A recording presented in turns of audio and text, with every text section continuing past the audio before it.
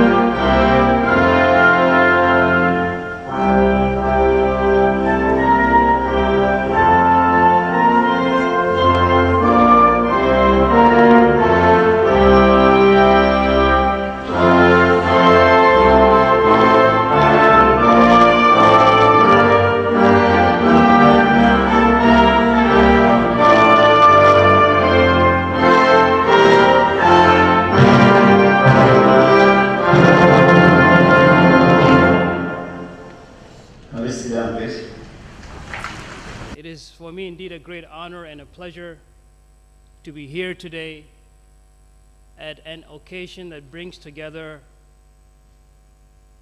government, parastatals, and citizens of the country towards solutions that would improve the industrialization of this great nation. Imagine, if you may, in the not too distant future, a Nigeria of unbelievable accomplishments. A Nigeria is so advanced that most of the problems we now face would by then have been relegated to the pages of history forever. That Nigeria is not just a possibility, it's an imperative destination.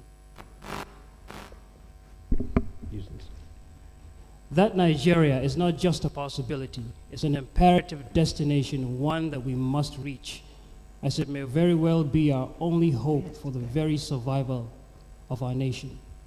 Because we have come too far as a people, our history is too rich to allow our future to be threatened by a few artificial problems that we started to experience only in the last 20 to 30 years.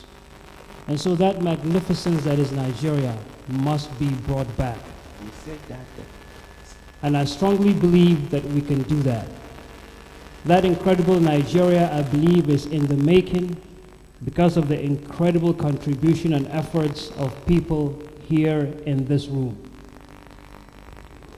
The nation now concentrates and moves away from the single resource of crude oil as we diversify into agriculture, industrialization, and mining. And when you talk about industrialization, no other sector can play as significant a role as that of the automotive industry. That is why this is so important. It is an industry that can directly employ thousands and thousands more indirectly. The NADDC, the National Automotive Design and Development Council, as you all know, is one of the 17 parastatals directly under the Federal Ministry of Industry, Trade and Investment. And our mandate is everything and anything automotive in terms of developing the local automotive sector, as opposed to the continuation of depending on other economies for our transportation solutions. This figure here, $8 billion, that is roughly the amount of money in US dollars that the country spends every year in importing automobiles and automotive related products. We're bringing in about 300 to 400,000 vehicles per year. And we have about 11.5 million vehicles on Nigerian roads. A simple breakup in terms of the units: cars, buses, government-owned, diplomats, adding up to that 11.5 million on Nigerian roads. So like I mentioned, we have about 11.5 million vehicles on Nigerian roads. And I said this would have been a beautiful story, but for three negative factors. The first is a lot of these vehicles are very old, 10, 15, some even 20 years old. And this $8 billion goes out to fuel jobs overseas as opposed to promoting industrialization within the country. And as you know, we have this high unemployment in the country. And overall, that's about very little contribution to the nation's industrialization.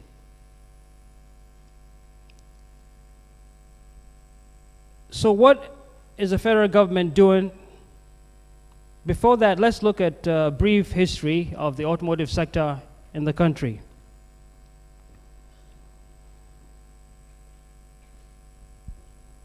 In the 70s and 80s, we had Peugeot and Volkswagen, and combined they were producing about 141,500 vehicles per year. Peugeot itself had local content of up to 40%. And then in the early 80s, the price of crude moved down from $27 to $10. And this severely affected the economy of Nigeria, and the automotive sector was not spared. It led to the general decline of the country's economy, drastically affecting the whole industrial base. And as a result, that 141,000 units of production came down virtually to zero. So back to this figure, 8 billion. What is the federal government doing about that to resuscitate the automotive sector? In 2013, the NAIDP was put in place. This is the National Automotive Industrial Development Plan, which has 5 cardinal elements. The number one is the investment promotion in the automotive sector, the development of infrastructure for automotive assembly, improvement of standards, skills development, and then market development.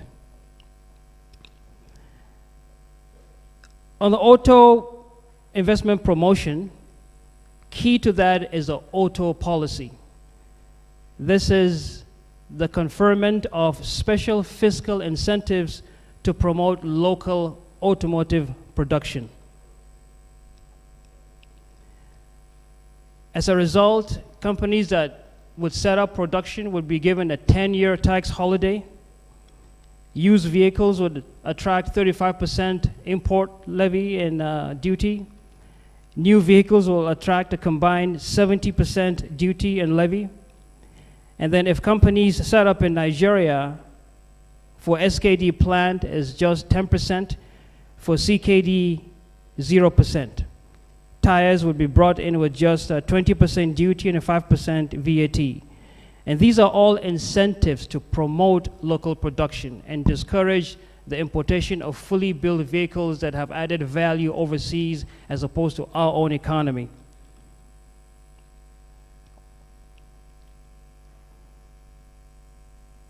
Very happy to announce that the bill has passed the lower and upper chambers of the National Assembly. A few modifications are now currently being done, and we hope that very soon, with the very strong support of the National Assembly, the Senate Committee, and the House Committee on Industry, that this bill would soon leave the National Assembly for presidential assent. And we as a council and as government, with this mandate, we continue to be very grateful for the immense support that we're getting from the National Assembly towards making this bill law. In terms of market promotion, still, as you know, Angela Merkel, the president of Germany, was in Nigeria last year, visited President Muhammadu Buhari, and during that visit, the federal government of Nigeria signed an MOU with Volkswagen to bring them back into Nigeria.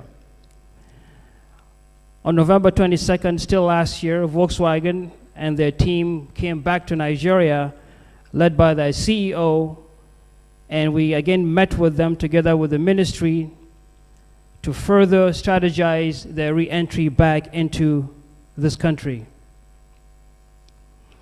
Just this month, NADDC, a delegation of NADDC and the ministry were in South Africa to meet with NACAM. And NACAM is an association of component manufacturers in South Africa. These are the producers that feed the BMWs, the Toyotas, the Volkswagens being produced in South Africa. We discussed with them how we can bring them into Nigeria to support the local component production. So there's very strong interest for these companies in South Africa to come into Nigeria and set up shop. As you're aware, all land borders have been closed, so any vehicle now has to come through the land, through the ports. This is also another program to support local production. NADDC has invested in an additional platform. This is a repository to warehouse all the VIN numbers, and we're working with customs to bring this online so that the smuggling of vehicles will be curtailed. So any vehicle, when this platform goes online, the only vehicles that would be allowed to be registered would be the ones that formally or legally come in through the ports.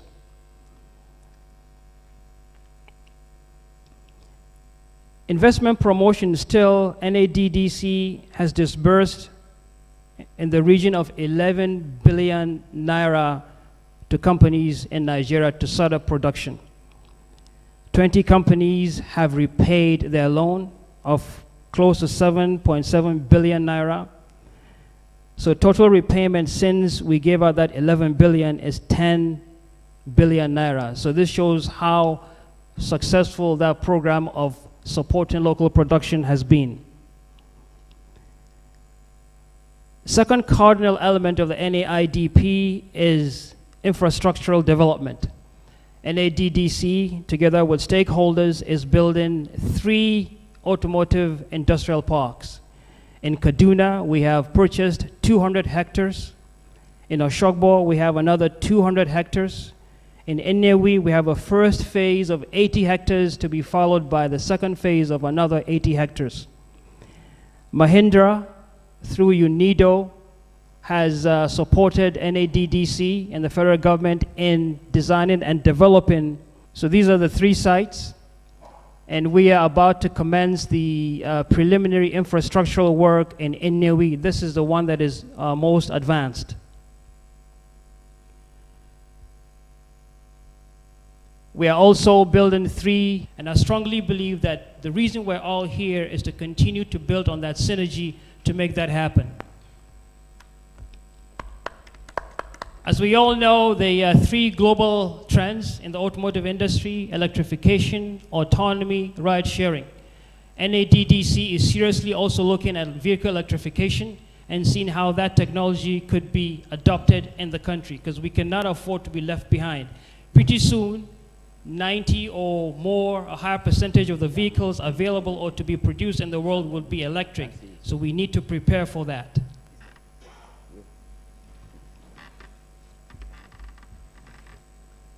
Electric vehicles, like I mentioned, very important.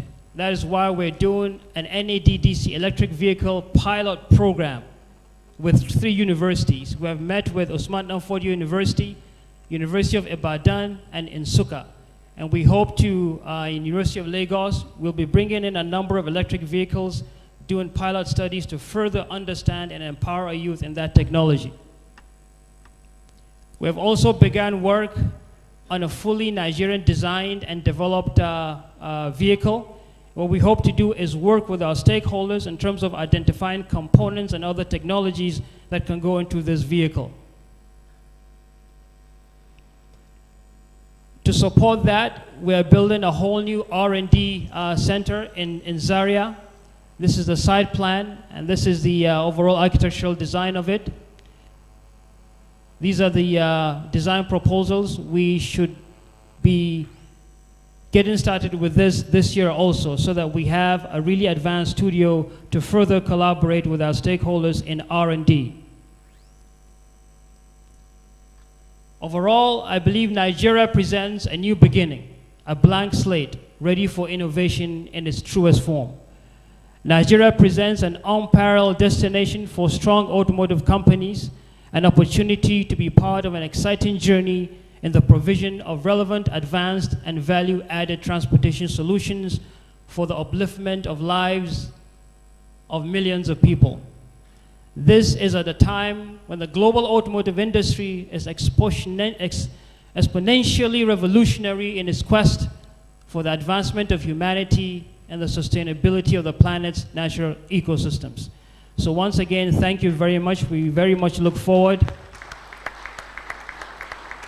to very constructive and valuable papers and discussions. Thank you all.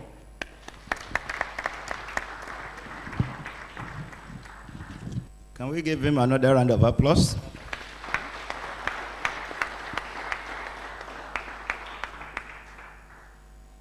I would like to invite the Chairman Senate Committee,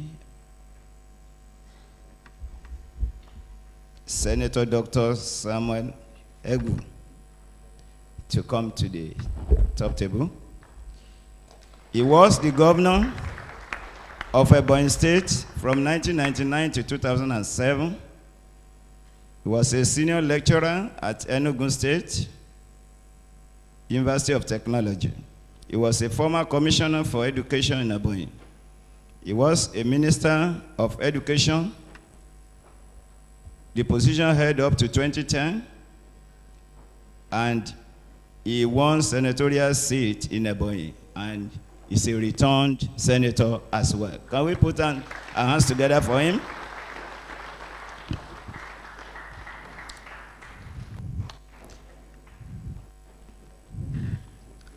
I would like to call Dr. Achinivu to come to the top table. Dr. Achinivu has vast experience in the academic and public sector, both in Nigeria and the United States of America.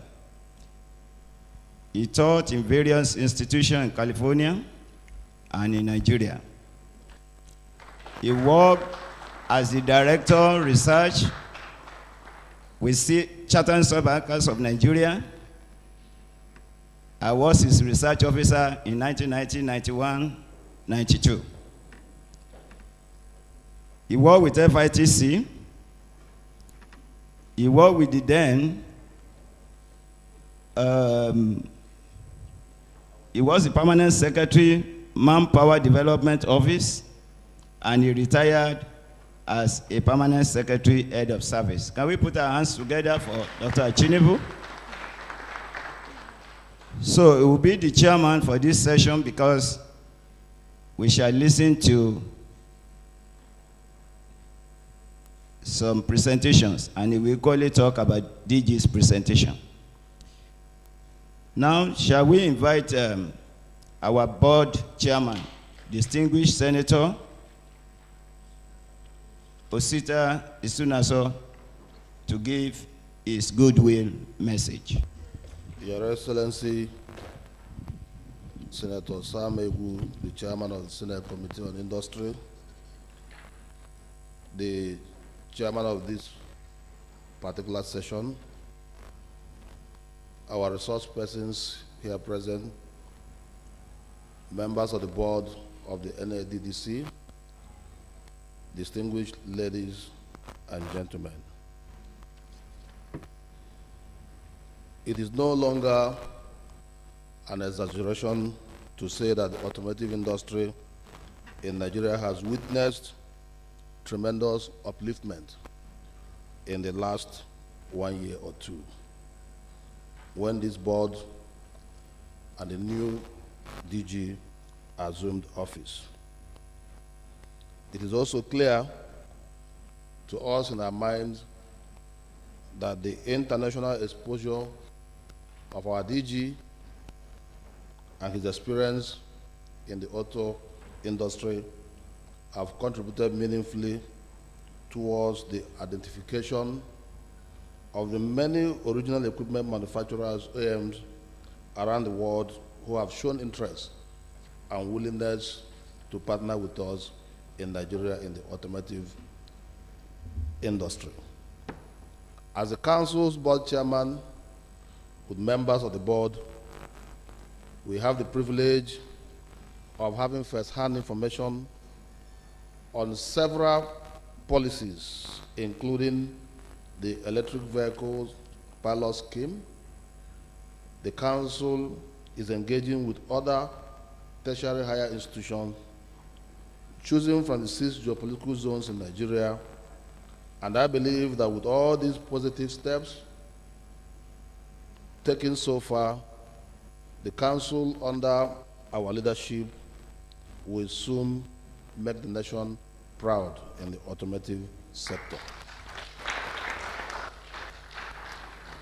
I'm sure you must have listened to the DG's presentation, which is a summary of all the activities of the NADDC within the last couple of months.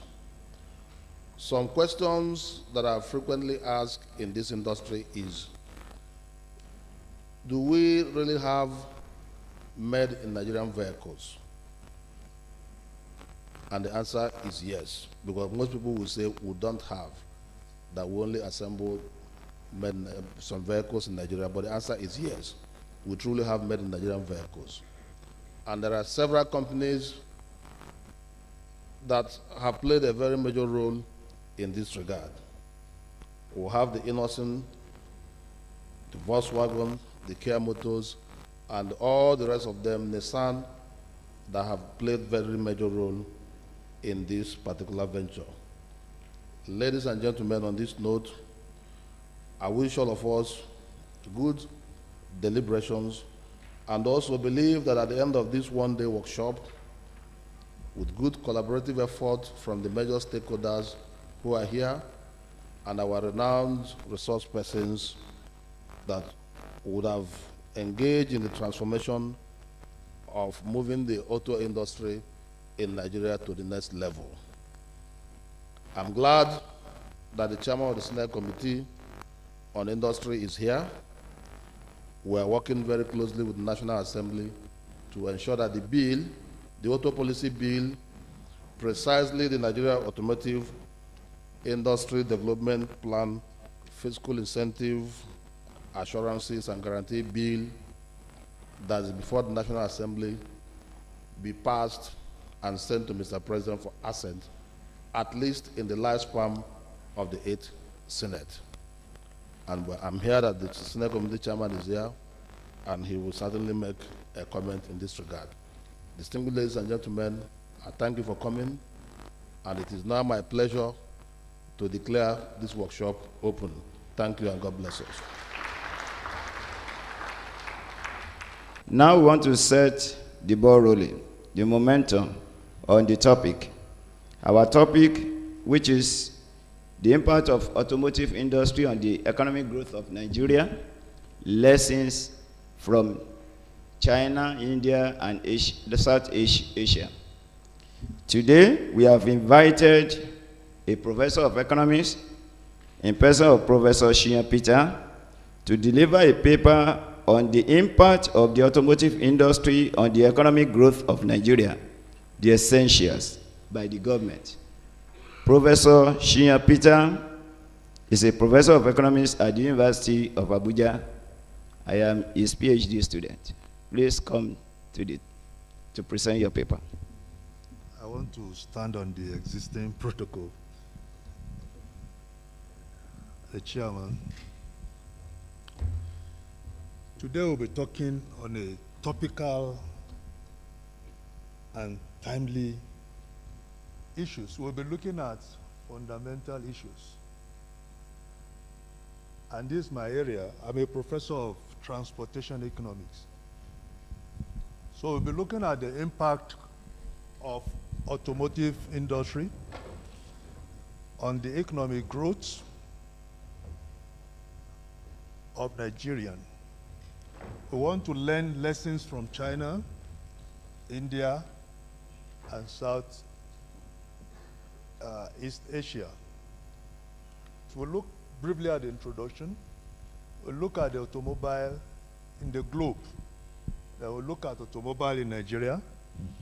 Then lessons from China, India, and South Asia, or Southeast Asia. Then we'll conclude.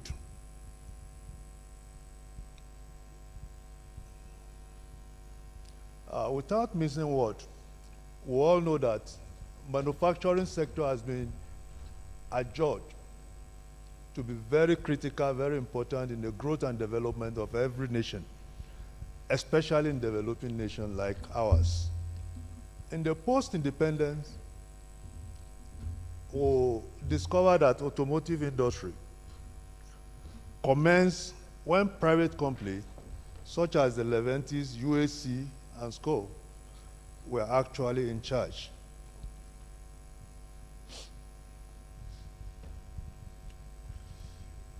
By the 90s and 80s, just like the DG has spoken about this area, they were previously owned by the states. And there were so many agreements between the country and agencies, the European original equipment manufacturing companies. So we have companies such as the Peugeot, the Kia. So these are some of the existing companies in different parts of the country. The Volkswagen and so, then the Anamco, and so on. So the country started very well within the 70s and the 80s. So, but by the time oil was discovered in the country, the nation became oil dependent. Vehicle manufacturing in the country began to dwindle, and the operating capacity was below 10%. Then vehicle importation grew and continued to thrive in the country. So this is the second part of our presentation. That's the automobile in the globe. The evolution, this is how it started. It all started with this. So Nicholas Joseph Goodnott, this was the first invention in the automobile industry, in the vehicular world. This is what he invented. And that's the maximum speed, 6 kilometers per hour. Let's continue. After him, there was slight moderation by breezing. You can see now, this is the development. This is the new invention and new development. The two inventions were heavily built, and those were the major defects of the, and the speed was very, very slow. So let's continue. So there were improvement in development. So these are other inventions in the industry. So car transmission mechanism was also invented. This brought to the fame automobile such as Carl Benz and Ford, Henry Ford. You can see the invention. These are the improvements by Carl Benz. Now you have Benz 1, this 190, 2 something. So it came from all this. So let's continue. So this Ford, we now have a lot of Ford, so many firms, and I think their plants are about to be established in the country as well. This is how they started. Let's continue. The next slide. So let's look at automobile in the country. It started in about 1901 with the Nigerian Railway Corporation. There was this Public Works Department by 1931, then the Nigerian Port Authority by 1942. So all this introduced transportation system into the country. So these are some of the steps. And these steps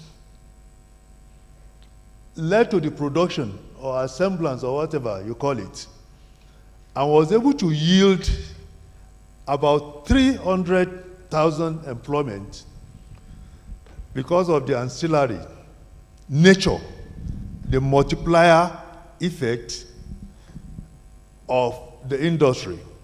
When you talk about the automotive industry, you have the tire, you have the foam, you have so many ancillary that are attached to it.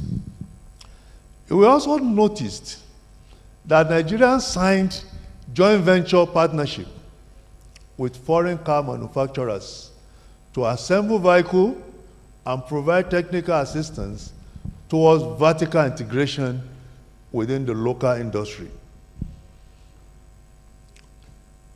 What a step in the right direction this was. Let's continue.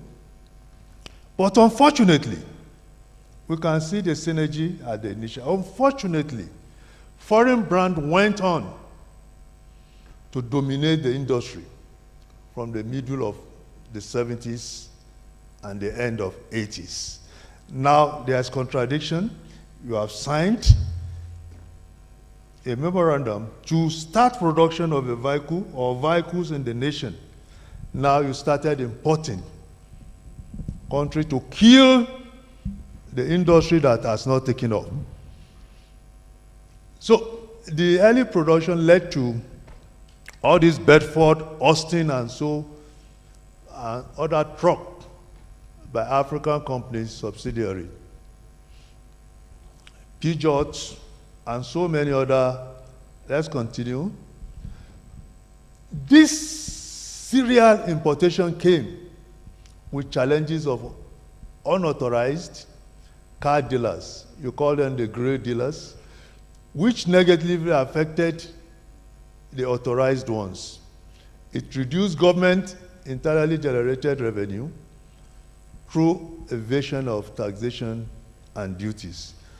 You know, the Tokunbo eventually came and killed the local manufacturing industry that has not even taken up.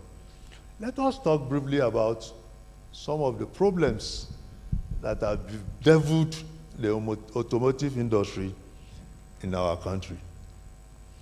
The first one is poor implementation of our policies. Fair enough, in 1994, a law was actually passed by the federal government of Nigeria to protect and patronize the existing automobile industry in Nigeria. There was a law that was passed in 1994 so that the local automotive industry would take up. But unfortunately, rather than patronizing Nigerian made automotive or automobile cars, the same government resorted to importing foreign vehicles. I believe we are seeing the contradiction. Isn't that a problem? Then you look at the indigent leadership. Most developed countries depend solely on their automotive industry in the developed world. For over 2 decades, Nigerian government have not shown quality interest in the development of technological skill of our citizens, but oil, oil, and oil. Yet, mismanaging the proceeds from the same oil. Isn't that a problem? Then you have the altitudious tariff. The rate of interest in Nigeria is too high on loan to purchase a brand new car in the country. Taxes are very high. Countries we are going to learn from, the Chinese, India, and all these Asia countries, they implement very low regime, interest rate regime, as low as 5%. Out of these two scenarios, the Nigerian and these other people we are learning from, which one encourages the local industry by indirectly reducing tax for part of the automobile industry? Then the other problem is that of deficient economy. That's in the implementation of our policies. Living in extreme poverty, Nigerians are very, very poor. Nigeria's poor economy play a role in the hike in price and maintenance of car in Nigeria. You know, we used to have the topmost class, the middle class, and the low class. The middle class have disappeared. So we have the upper and the lower class these days. So the world poverty clock, the report shows Nigeria has overtaken India. India used to be the poverty capital of the world.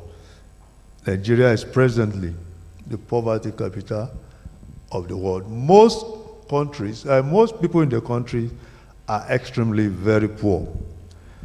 Statistics shows that about 87 million people in this country are poor. Brand new cars are no longer affordable for majority because the nation, the indigenes are very, very poor.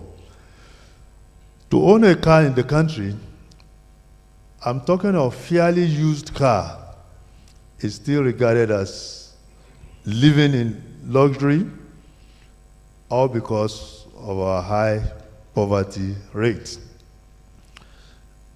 You also have the insufficient fund as one of the problems.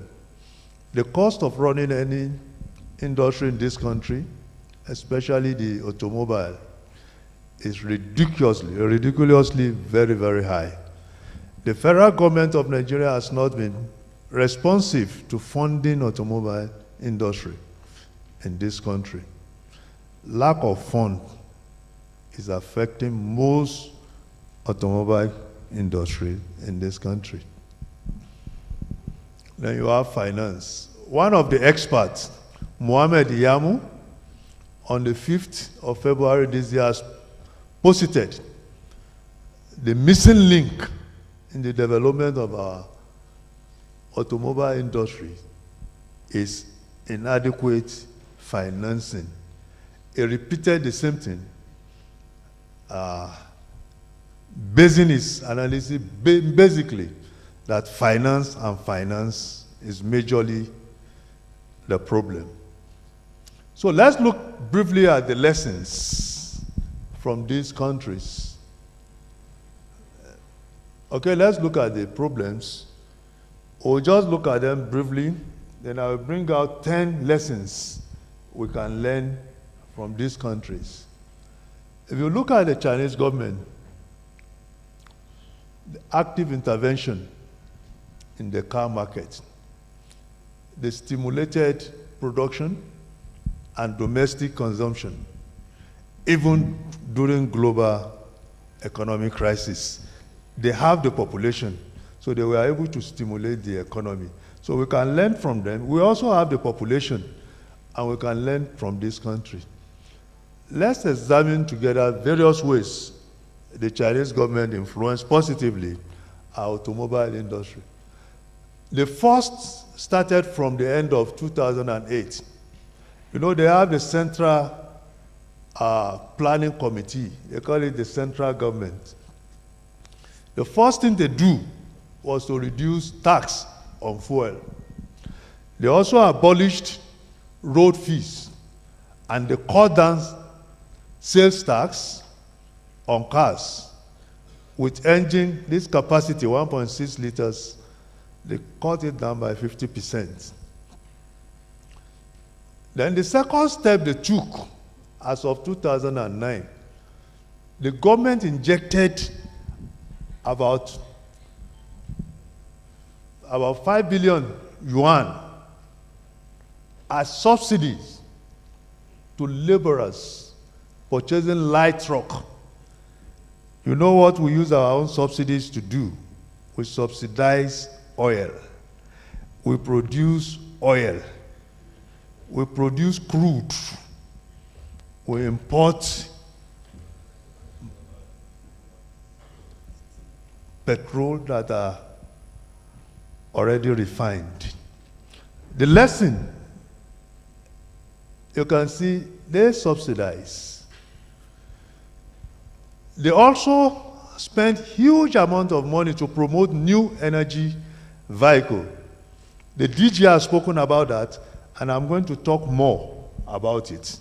I want you to note the energy vehicle as we go along.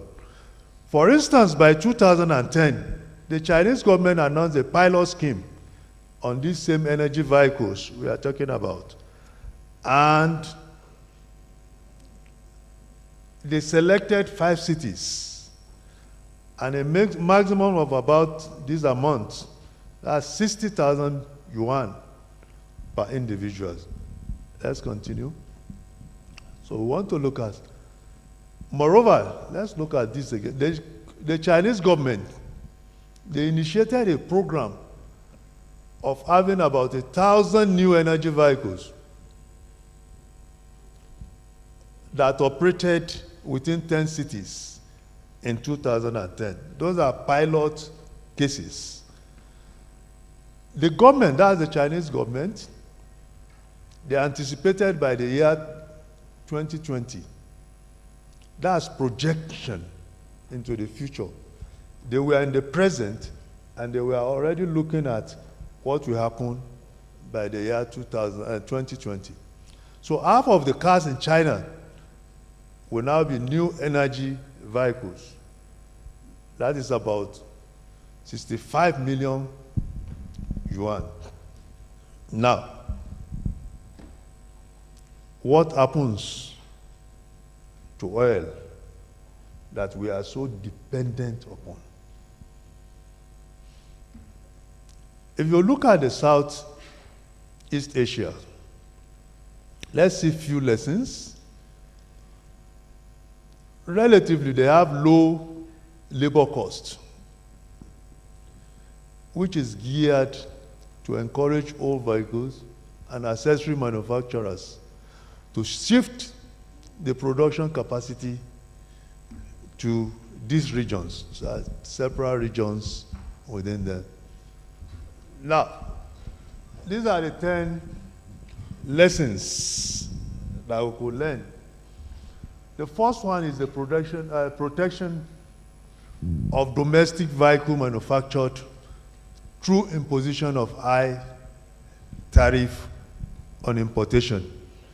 So if the government is able to, like they did in China and India, by imposing more tariff on importation, incoming vehicle, and low taxes on vehicles that are manufactured in the country.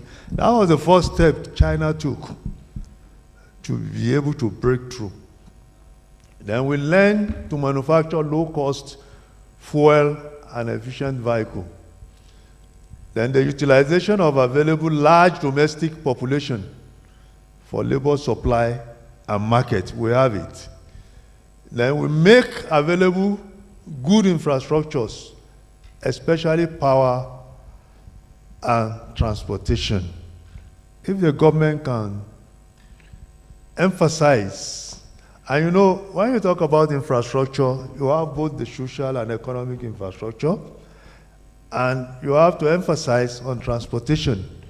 That's for the movement of freight and passengers. Then implementation of fairly stable government policy.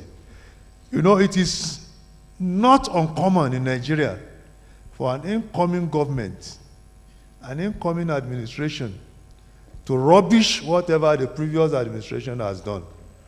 So the steps that have been taken so far, you can see that the policies, very fine policies for the automotive industry, but as a new government comes in, it rubbishes whatever the previous government. So if we have a stable policy that is enduring, then we have a very successful. Let's go to the sixth one.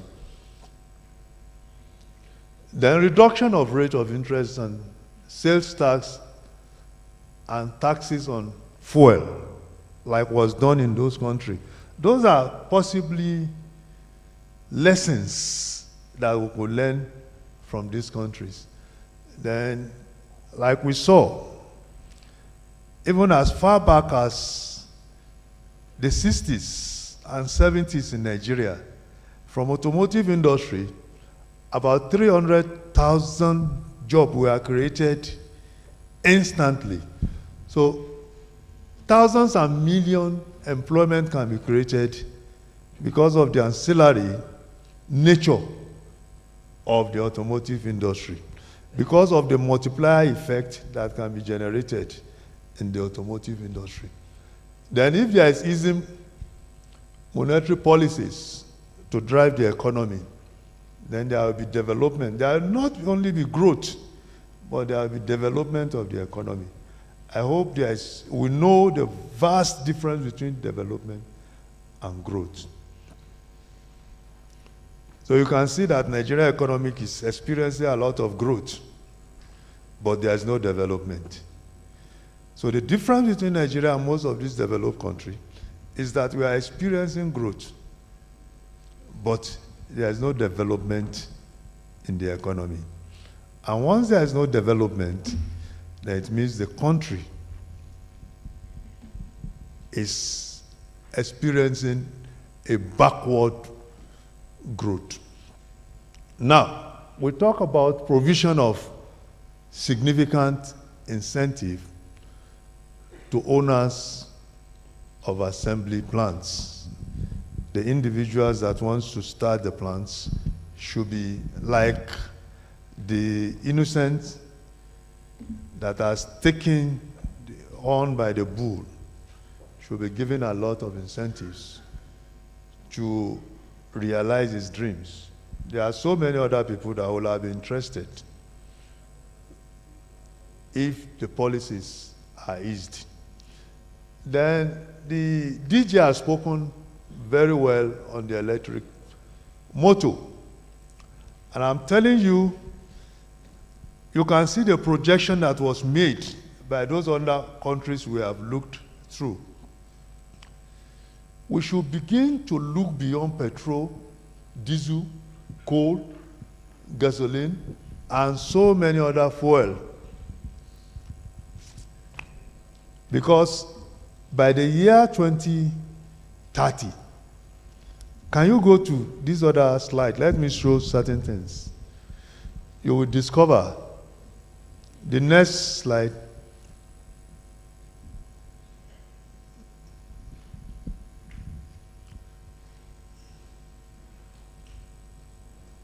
You are going backward.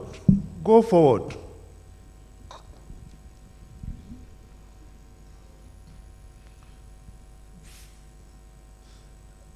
Yes, we are concluding. Let's go forward. Just go forward as we conclude. We know, like I told you, we have the market, that Nigeria is the most populous nation in Africa. There's good prospect for the automotive industry. And apart from assembling, there are other opportunities in the other related ancillary components, such as the production of batteries, tires, windscreen, and so on and so on. Let's continue. Continue. So where I'm going is that in the next few years, we all know in the photographing industry, we knew what happened to Kodak and Polaroid. What happened to Kodak will happen to the automotive industry very, very soon. Last year in Europe, in the United States of America, there was this autonomous car that was developed. It is self-driven, and these are already being manufactured. Very soon, car owners will be a thing of the past. Because you can just, with autonomous vehicles, there is no need for you owning any car. You can just call on a car on phone, and it's shown up and takes you to the location wherever you want to go. You will only pay for the services rendered. The implication of this is that fuel will no longer be needed. So Nigerian leaders and those of you in authority, I want you to note that very soon, this oil will no longer be relevant, because you've heard so much about the electric vehicle. Fuel will not be needed. Driving license will no longer be required. So, I want you to begin to look at the implication as I conclude. There will be few car owners. There will be less noise. Our cities will be very neat. The environment will be very friendly. What do you think will happen to auto industries then? What do you think will happen to the insurance companies? What do you think will happen to our custom? What do you think will happen to the VIOs? By the year 2020, electric cars will become mainstream in developed countries. And I know that you also know that we are in the global world. So if robots, if electric vehicles have taken over, I hope Nigeria and Nigerians, I hope our leaders are seeing what I'm seeing. And I hope we'll begin to lay less emphasis on oil.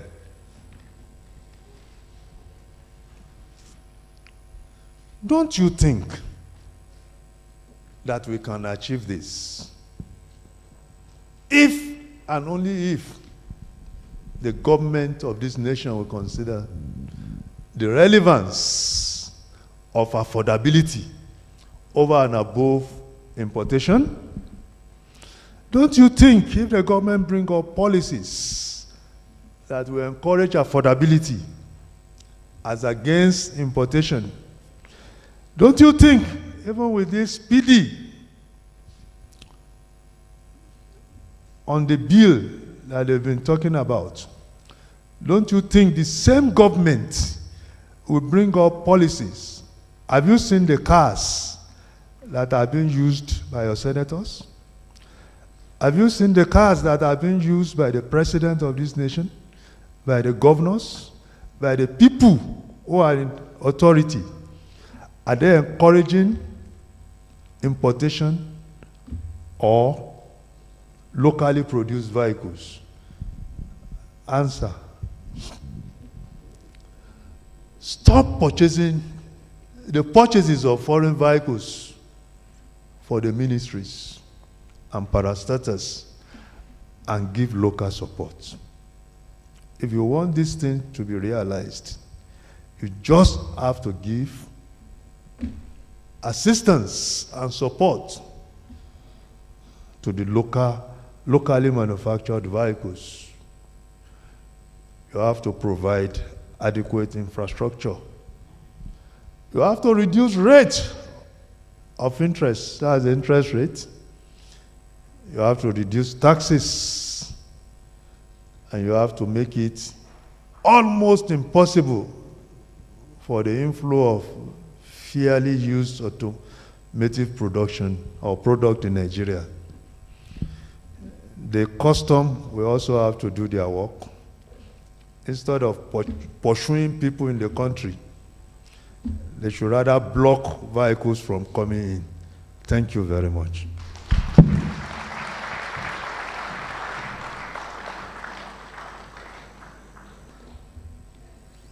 We shall now invite the Chairman Senate Committee on Industry.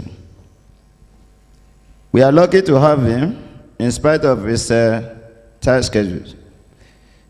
He will soon leave us, so that is why we are bringing his paper forward. He is to speak on the creating enabling environment for the growth of the automotive industry through the Act of Parliament. Many of us are aware of our NAIDP, that is National Automotive Industrial Development Plan, that is before them. He is seriously working on it to ensure that he gets to Mr. President for his assent. And without an enabling environment, there is no way this industry can thrive. Permit me to invite His Excellency, Senator Dr. Sam Egu to come forward for his presentation. Please, round of applause.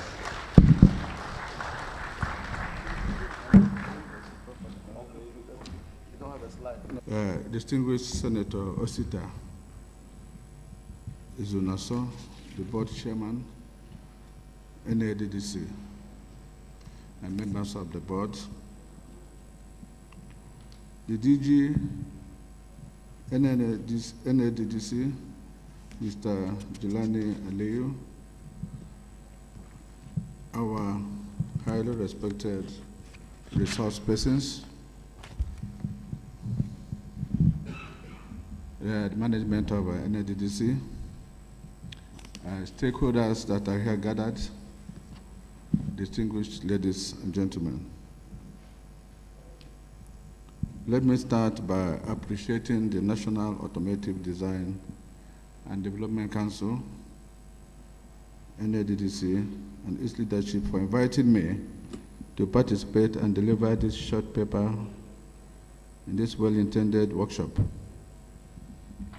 I value every opportunity to interact with stakeholders in the automotive industry because of your critical role in ensuring that we achieve the much needed diversification of our economy through manufacturing, industrialization, skill development, and job creation. The automotive industry in Nigeria dates back to the 1950s and the early 1960s, during which the establishment of local automobile assembly plants using completely and semi-knockdown parts was pioneered by private companies, while the federal government became involved in the local automobile production some years later. Over 300,000 jobs were provided by the industry while it worked in full capacity.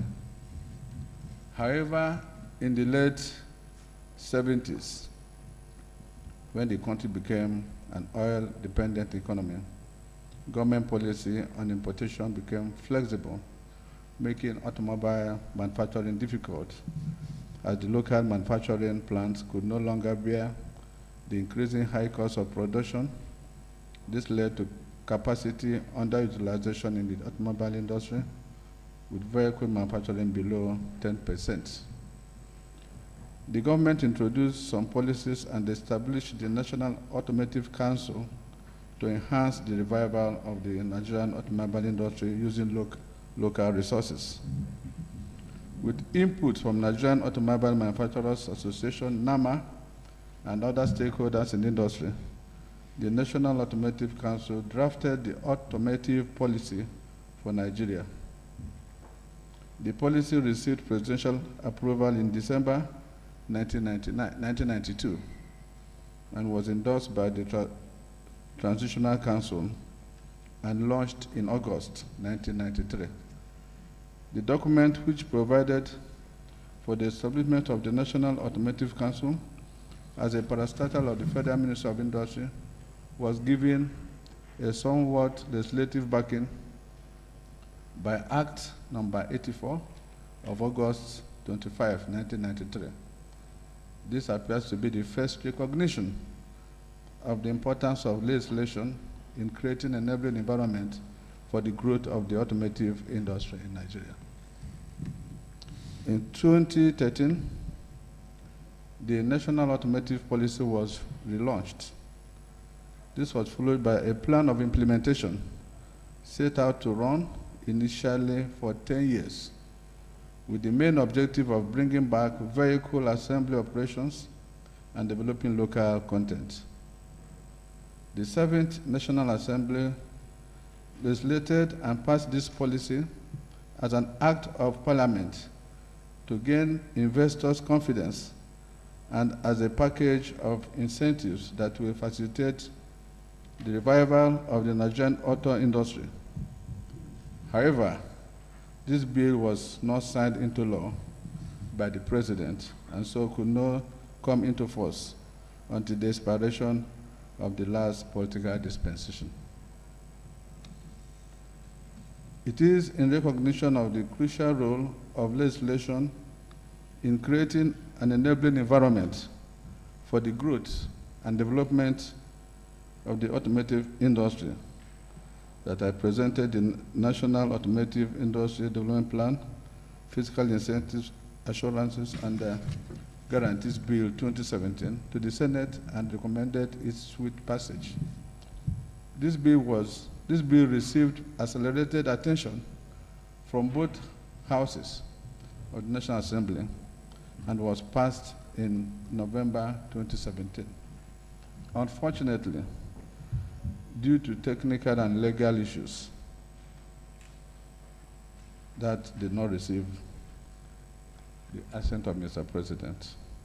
And currently, this is being handled. And I believe that in no due course, this will be sent back to Mr. President for assent. It is worrisome, as in the case of all over the world, for Nigeria to have and sustain a vibrant automotive industry that will make meaningful contribution to the national economy, a robust act of parliament is required. This will enable the automotive industry to play the required strategic and catalytic role in economic development by creating employment opportunities, substantial contribution to GDP, development of small, medium, and micro enterprises, SMEs, in respect of automotive parts, components, and services, skills, development, and acquisition of technology. The fundamental role of the Act of Parliament in creating an enabling environment for the growth and development of the automotive industry cannot be overemphasized. The 8th National Assembly is aware of this fact and has so far lived up to its responsibilities. What is expected now is the required cooperation by the executive as regards the presidential assent that will give this bill, when represented to Mr. President, a force of law and the proper execution of same thereafter. I'm happy that even the chairman of the board, being a former senator, high-ranking senator, is already working with the National Assembly to bring to force the passage of this bill. The Nigerian automotive industry holds great potentials, and stakeholders across the globe are welcomed to partner with us in developing this huge market.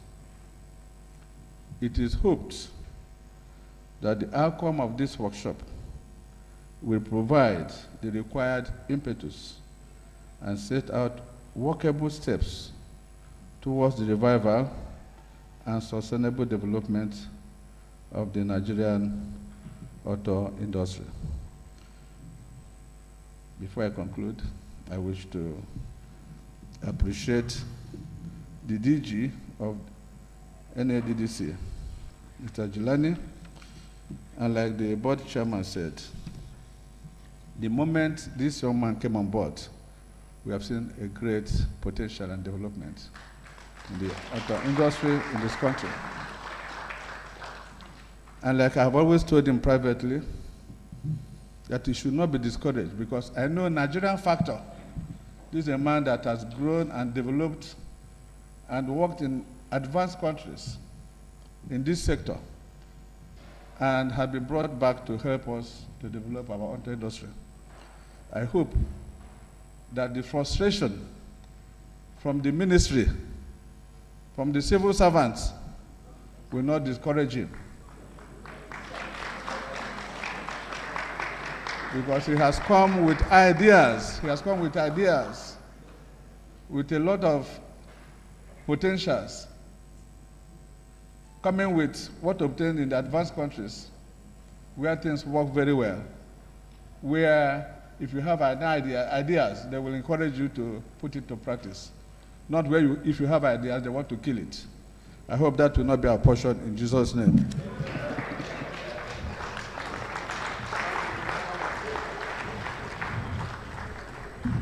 Let's give another round of applause. Thank you very much.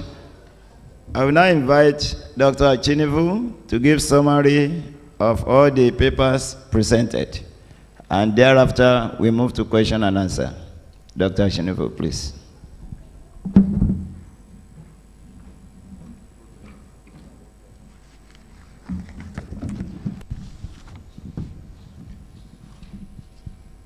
The chairman of the board of NADDC, the chairman of the Senate Committee on Industry, the DG NADDC, the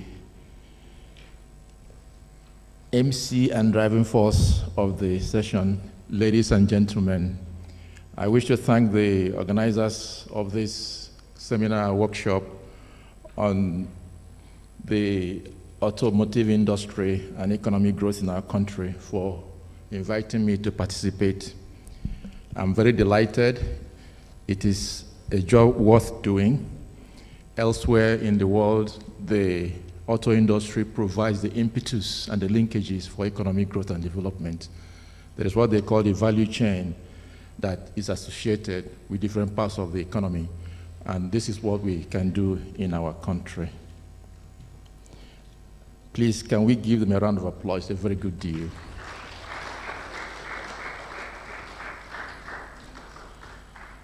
The DG gave us a terrific welcome address where he synthesized the essence of NADDC and what this workshop is supposed to realize for us.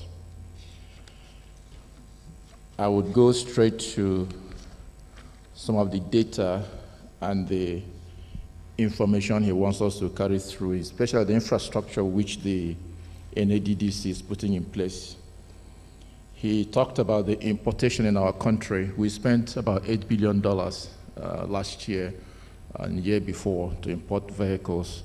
About 400,000 were imported and 11.547 vehicles are on the road today. I agree with him. Nigerian Bureau of Statistics also corroborate the information. It's correct. The distribution of vehicles according to cars, buses, government-owned and diplomas is about 11.543. 58% are buses and 40% are cars. The government-owned is a little less, 1.6, and diplomas 0.1%.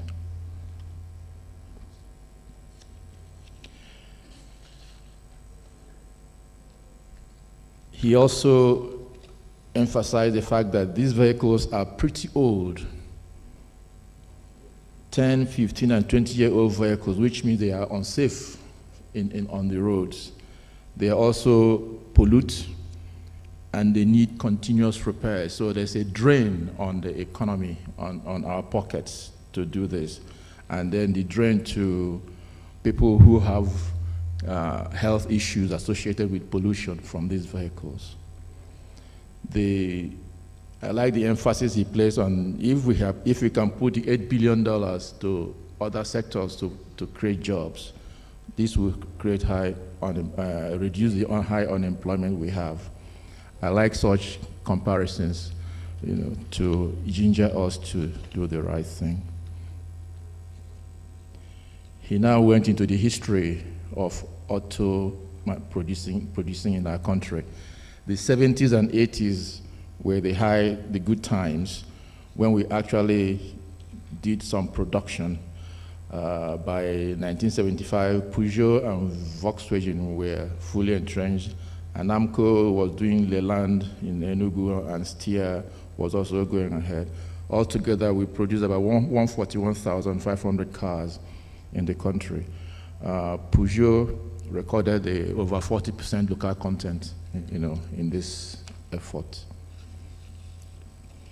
The history continued until there was a general decline which was heralded by the oil glut in the world, where we now diverted from, we're rather distracted from diversifying our economy to a mono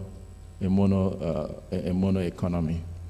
This was not a good thing for the economy. And then the auto policy was also developed and so on. The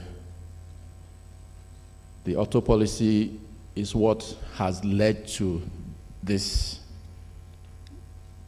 conference, Nigeria Automotive Industrial Development Plan 2013 to 2023. 5 cardinal elements: investment promotion, development of infrastructure, improvement of standards, skills development, and market development. From his presentation, he's doing quite a bit on development of infrastructure for auto assembly. In Nnewi, supporting the one Nnewi in Lagos, in Zaria, and elsewhere. Improvement of standards. There are 3 testing standards in the country that have been established, and that is significant. Skills development. The youths are being trained. In fact, I like the idea that he had understood our population. Average population in our country is less than 20 years. That is challenging. It can be positive or negative. If you empower them and give them skills for the future, it's a positive thing. But if they are comatose and they are not learning anything, then in the next 10 years, we will be in serious trouble because there will be more than us. And they are very impatient because they are seeing what their friends are doing elsewhere. So the skill development he's providing to them, for them, is really very, very good for me. I appreciate it. Then the market development as well, how to purchase vehicles, financing. He has invested 5 billion naira in the market with 3 banks. And then there is an opportunity to coordinate with the Central Bank of Nigeria to actually reduce interest rates, so that when this development and production comes through, we can buy vehicles at a low interest rates. This is very, very, very, very good. Then the professor, the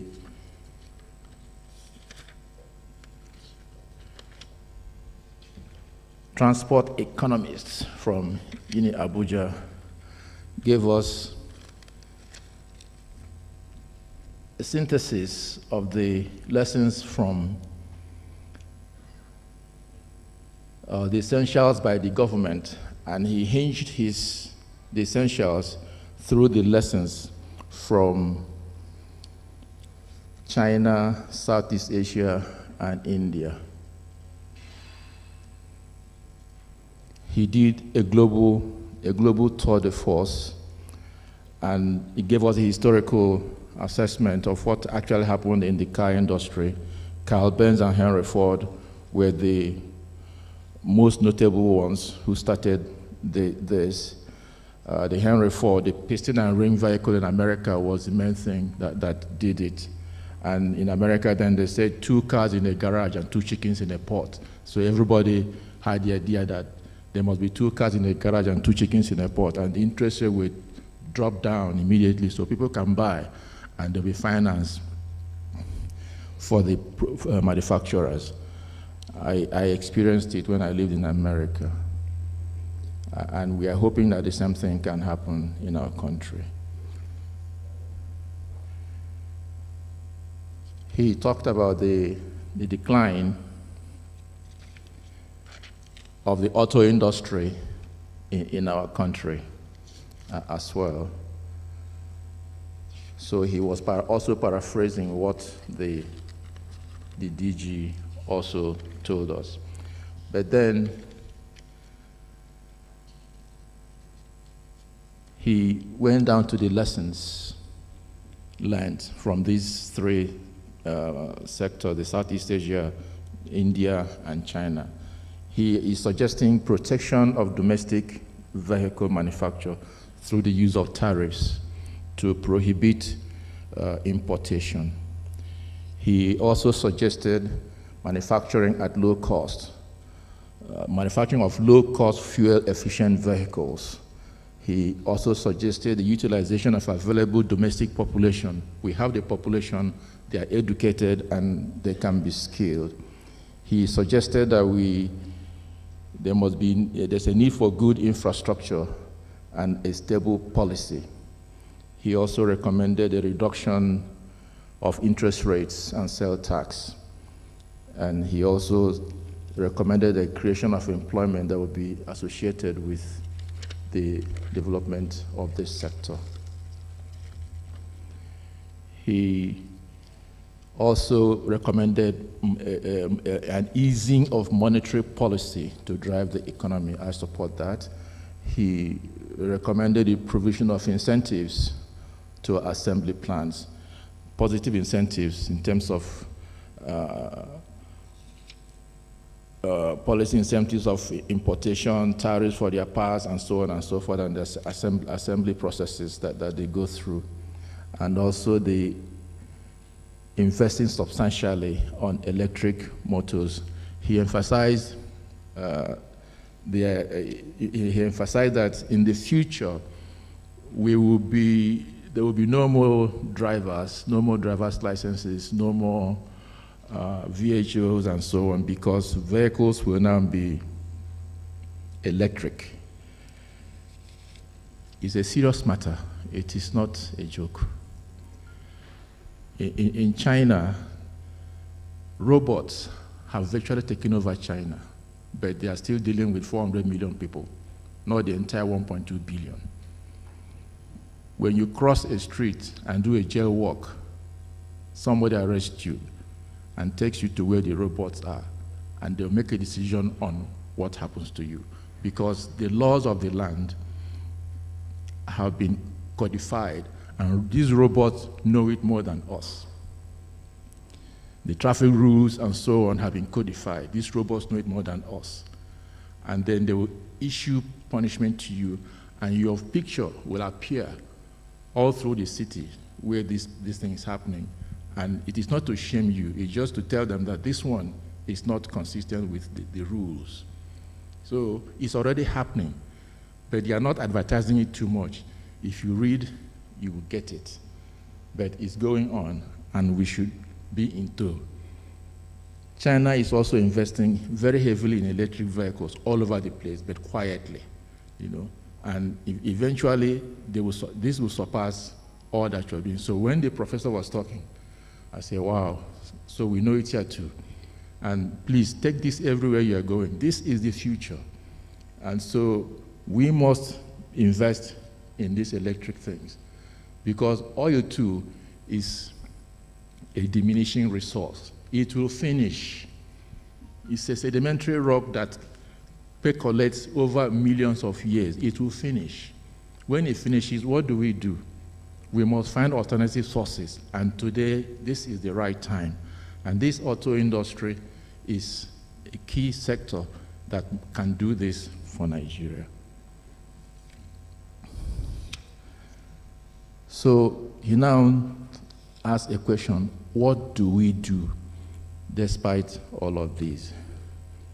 There must be affordability of vehicles, purchase of local made brands, first by government to show example, lead by example. Provide adequate infrastructure, very critical. Infrastructure is required, and the NADDC is playing its role.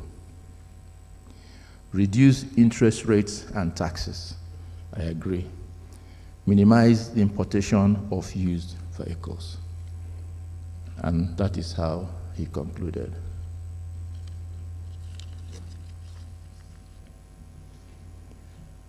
Now, the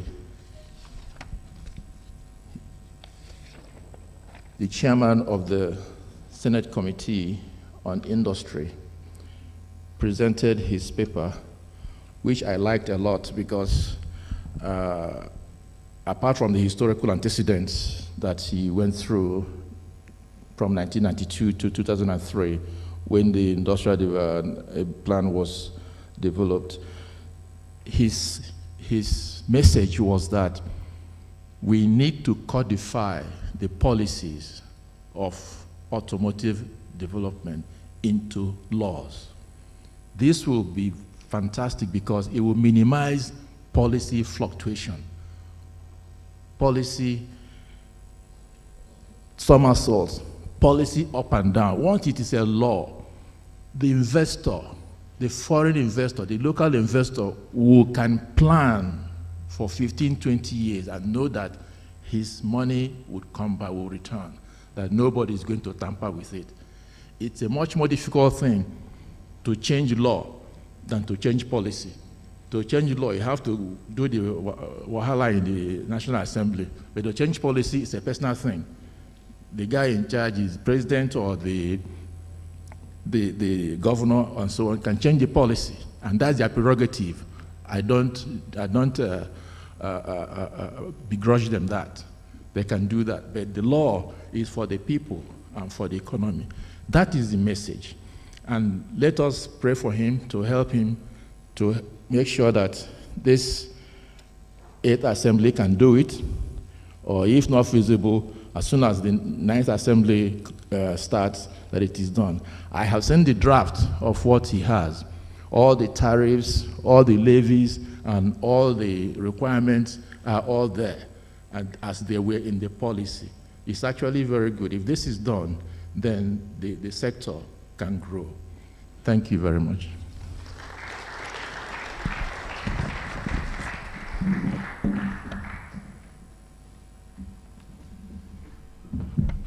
Thank you, Dr. Achinevo. Now it's time for question and answer. He only contributed. He didn't ask any question. But I felt we are in the global world. We are not isolated. So I think that should be seriously considered, that Nigeria is not on its own. So even if we have fuel, I think I want to agree with the other person that spoke about solar. I align more with that person. If they are talking about electric vehicle in the future, why don't we also begin to think and do more researches beyond electric vehicle, possibly looking into the solar system that somebody suggested. I think that but the fact that we are in the global world does not isolate us. Thank you. Yes. The next question for you is on the steel, the role of steel. Steel.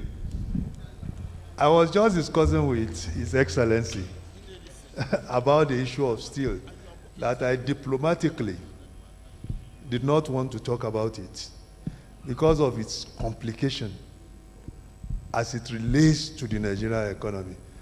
You know, I'm in the academic, and we talk like academicians. The fact is that the automobile industry is seriously hanged on the steel industry. And the steel industry in Nigeria has been politicized. The future of the automotive industry has been stolen.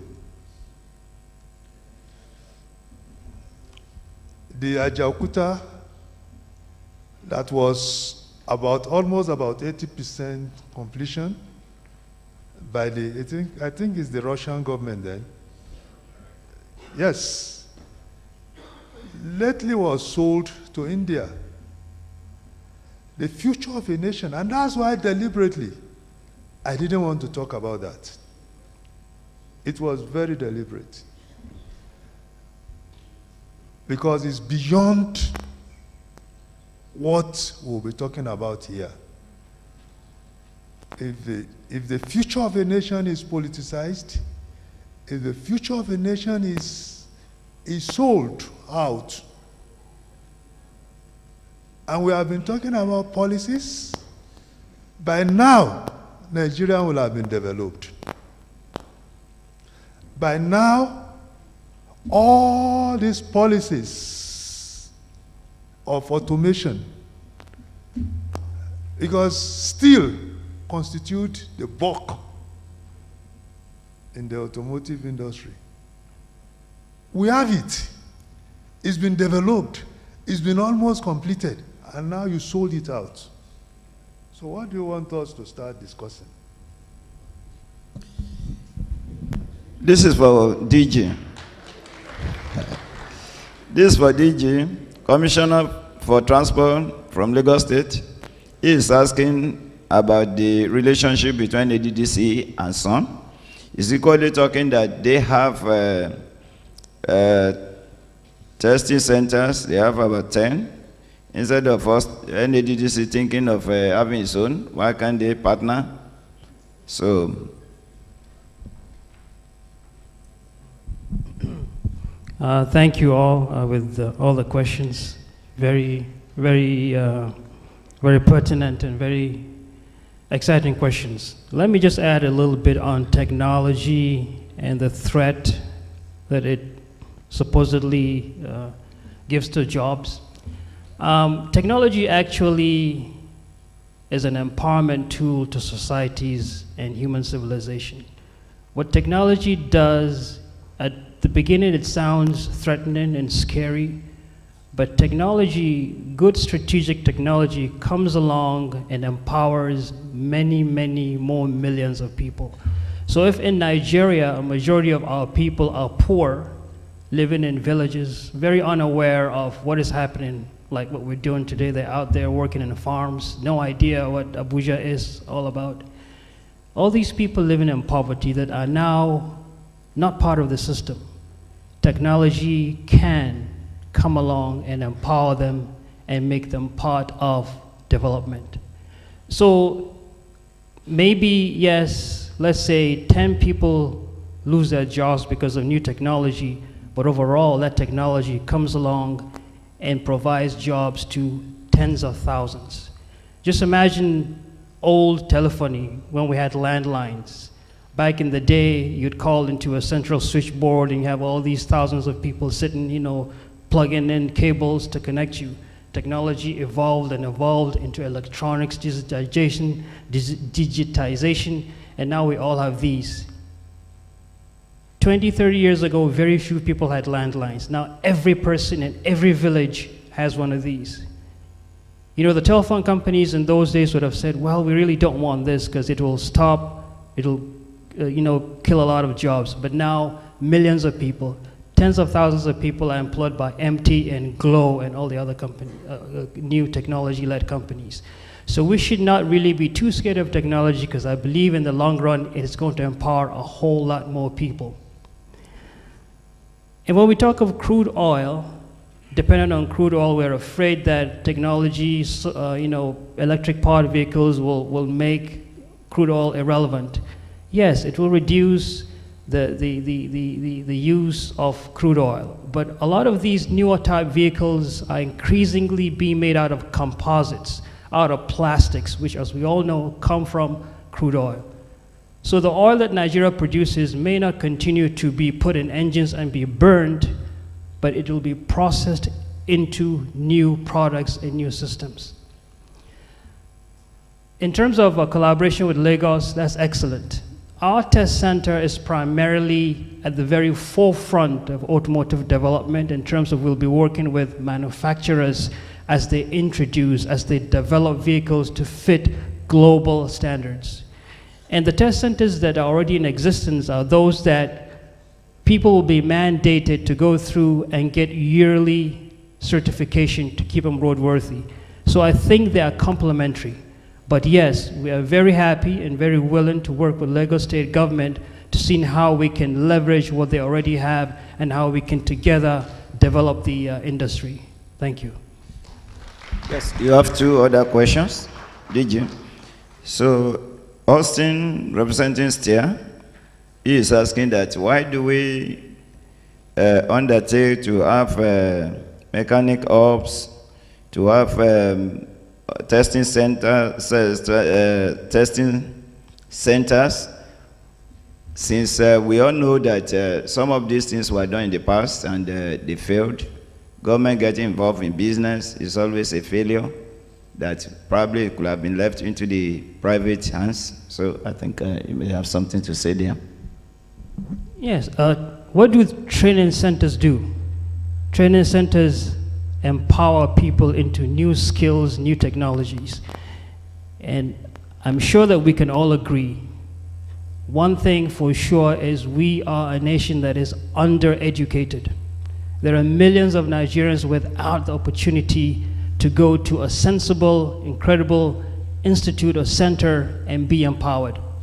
So what we are doing in collaboration with all stakeholders is to empower Nigerians. Like the Prof mentioned, we cannot allow our youth to be idle. They say an idle mind is the devil's workshop or background. So we all must do our best, and as much as we do, it will not be enough. So more and more organizations, more and more parastatals, more and more ministries actually need to engage in training. Yes, the private sector has its role to play, but at this particular moment of Nigeria's history, the government cannot sit aside and let everything be done by the private sector. We as government, we as a nation have to support as much of our youth as possible. That is why we are doing the Automotive Center of Excellence. That is why we're doing the 7 training centers, and they're not enough, but we'll begin there, and we're positioning them, 1 in each geopolitical zone and the 7th in FCT. So as much as we're trying to do, like I said, is not enough. We should actually be encouraged to do more. The last question for you. Commissioner. Okay, the question realized here is that there are infrastructural deficits in some of the villages. And what do we do to move these infrastructural facilities to areas that have this deficit so that the areas too can experience growth in automotive industry? This is another excellent point where technology comes into play. We must decentralize. That's what it's all about. Move industrialization away from just the cities into every nook and corner so that everybody is engaged. And that's why I also like solar. We can use solar energy to power plants that are remote. They don't have to be connected to the grid. But we will continue to work with stakeholders to identify locations where industry can be set up away from the major cities to empower the youth. This question goes to His Excellency, Senator Dr. Samegu. The said bill passed in 2017 couldn't be assented to. You made mention of political issues, understandable to him, but what are the legal issues? I didn't say political issues, please. I said technical and legal issues. He was the one that talked about political issues. Well, you know that in the amendment we are talking of, there was an already existing amendment of 2014, which NADDC is operating with. And in this new amendment, there are issues that were brought in. But like you know, in the National Assembly, we have a legal department that goes through all the bills to avoid conflicts. For example, in the new bill, we are proposing a tax relief of 10 years in order to encourage investors. They need to have some 10, but in the current bill, 2014, what we have there is 3 years, but we are proposing 10 years to encourage investors. So the legal department is saying that we cannot just in one swoop and correct that. There are certain other things that needed to be done to make sure that there's no conflict. Again, in the one of the clauses in the new bill, we're talking about management, implementation of the new in the new bill, which is the agency to be implementing and managing the process, of which we are suggesting there that NADDs should do that. But in the previous bills, we have other agencies, like somebody mentioned the sun. There's area where sun comes in. The area where even custom comes in. We're talking about vehicle, automotive industry. So this is need to be ironed out to make sure there's no ambiguity, and that when it comes to government agencies, certain agencies will be saying we are going to do this. Others will say this falls within our own authority. And this is an area where the legal department is making sure that this when it comes out, because we are proposing that NADDC should be able to be completely responsible, implement these policies, and make sure that whatever is there is their own responsibility. But like I said, other agencies are involved. That is the area where the legal department is trying to iron out all this, and they cannot do without consultation with other agencies. Thank you very much. Thank you very much. Somebody sent in a note that the question on the relationship between SUN and NADDC has not been well answered, but DJ has answered it. There is a collaboration between NADDC and SUN. SUN is in charge of certification of standards. So while NADDC will provide all the necessary equipment and facilities, so we are in collaboration and we are working it together to ensure there is compliance with standards. Thank you once again. Very exciting questions, a lot of energy, and that is why we're all here, to under one roof begin to look at the opportunities and some of the issues and see how we can move forward. Like I said earlier, that's the only way we can do it. No one agency, no one individual, no one group can really make this happen. We all have to come together. So let me first, I believe the question on SUN has been answered, but to shed a little bit more light on it, or to answer it a little bit more, SON deals with making sure that every product, every service in this country meets standards. And we are automotive. So that's where we come together. In terms of the automotive industry, we have to ensure that it is done the right way. So we collaborate with SON on these test centers that we're building to make sure that these standards are met. If it means working even closer right there, when we certify manufacturers and assemblers, we do that in collaboration with SON, with the machinery, with the systems. So we work very closely with SON, and we intend to make that collaboration even stronger. Because I believe we can't do it without SON, and SON in terms of the automotive sector cannot do it without us. Very great encouragement from Naseni. Thank you very much for that. The bill, like distinguished senator mentioned, hopefully will be out very soon from the National Assembly onto presidential assent. We know it's not perfect. Nothing is perfect at the first go. We've had this discussion with a number of the potential stakeholders, those that are already here and those that are coming. Yes, the bill is not perfect. It probably wouldn't be perfect. Nothing is perfect. It'll take maybe 100 years. GM has been producing vehicles for 100 years. Japan has been producing vehicles for decades. We're getting into it. So, but the agreement is, let it go through. It's already a policy that is achieving results. It has an inbuilt mechanism for review halfway, roundabout now. And we're actually in the process of putting together a committee and a team to review it and make it even stronger. And we hope to continue to work with agencies such as yours during that review. Thank you so much. Just to touch on Stereo Vista, Chairman, good to see you. You and I have discussed about this in terms of automotive development in Nigeria. It shouldn't just be from one angle. We also have to look at utilitarian, cost-effective vehicles that could add value in the hinterland, in the remote areas.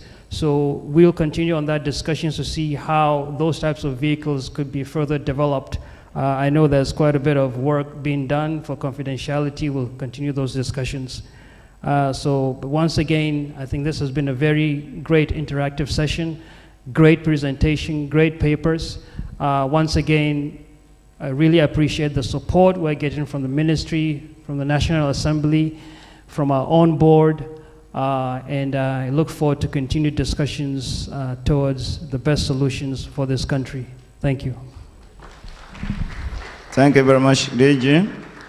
We would like to recognize some individuals. Let's recognize our board members. Please, can you rise for recognition? Board members.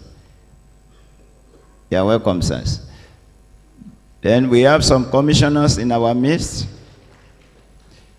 Lagos State, Kogi State, please can you rise for recognition? And the essays from Imo, from Abia, please rise for recognition. Thank you for coming. We have customs, please. Thank you for coming. Likewise, we have VIOs. Thank you for coming. We have some other auto assembly plants, please. You are welcome. We have component manufacturers. You are welcome. Let me tell you that this is just the opening session. We have technical session 1, technical session 2.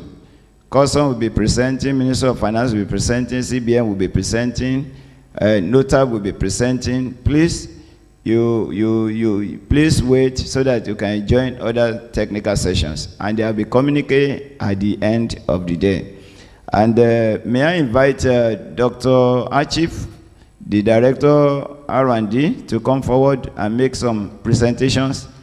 We will not make presentations to some people because they are still coming back.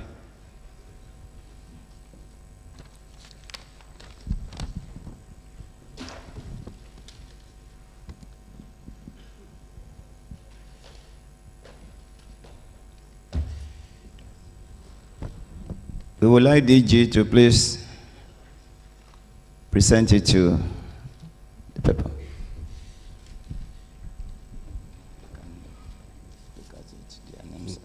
Okay. I stand on existing protocol. This is not a vote of thanks, but is a sign of appreciation from the board, the management, and staff of the council to those people who have taken their time to make presentations to us. And because the board chairman, Senator Osita Isnaso, is also one of the recipients, we will call, what we have already called on the DG, Mr. Jelani Aliu, MFR, to do the presentation to the recipients on behalf of the council. On this note, I will call on Senator Osita Isnaso to step forward for his award.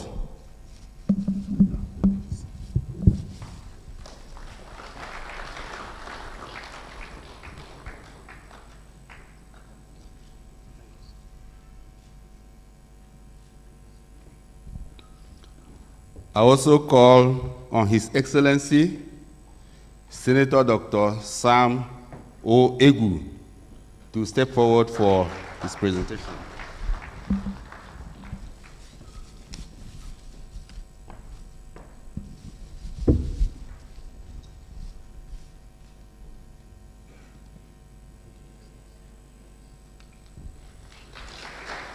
The last but not the least, I call on Professor Sian Peter to step forward for his award.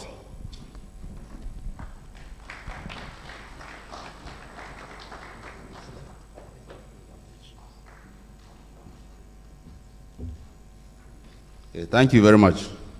May I invite Engineer W.K. Odetoro, Director IIG, to come forward for a vote of thanks.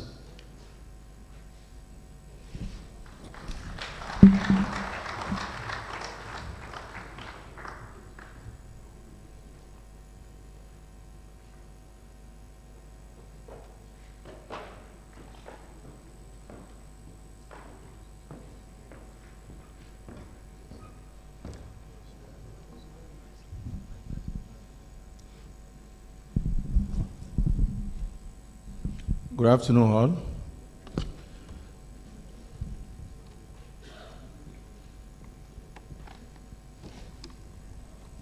Let me start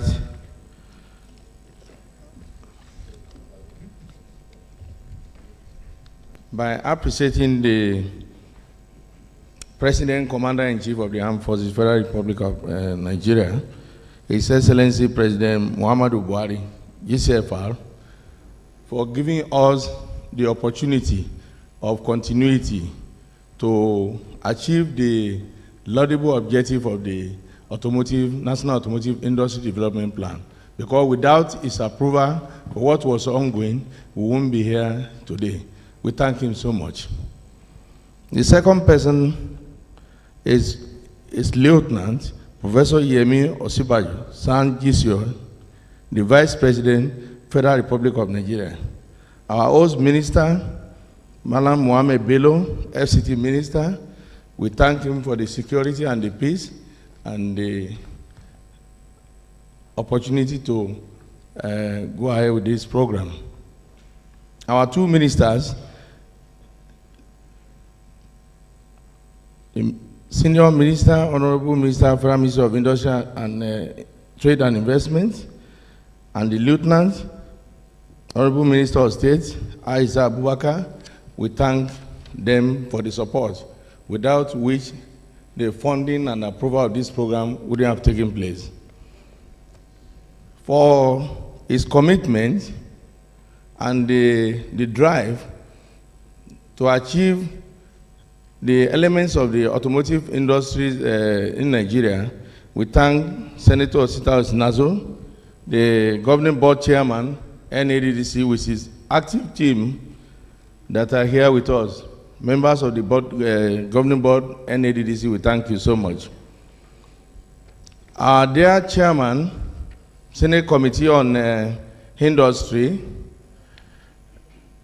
we thank and appreciate your presence and for always being there with us, because without funding, there is nothing can be done in most of this initiative of the council that have been presented. But over the years, he's always been there to listen to us, particularly during budget presentation and to follow up issues that are presented before him. The same thing goes for the lower house of the National Assembly.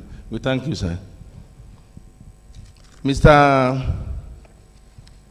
Jelani Aliu, the right O in the right peg, we thank you for stepping in with great zeal and for you accepting the challenge of that mandate of change with which you have been able to drive the system to date.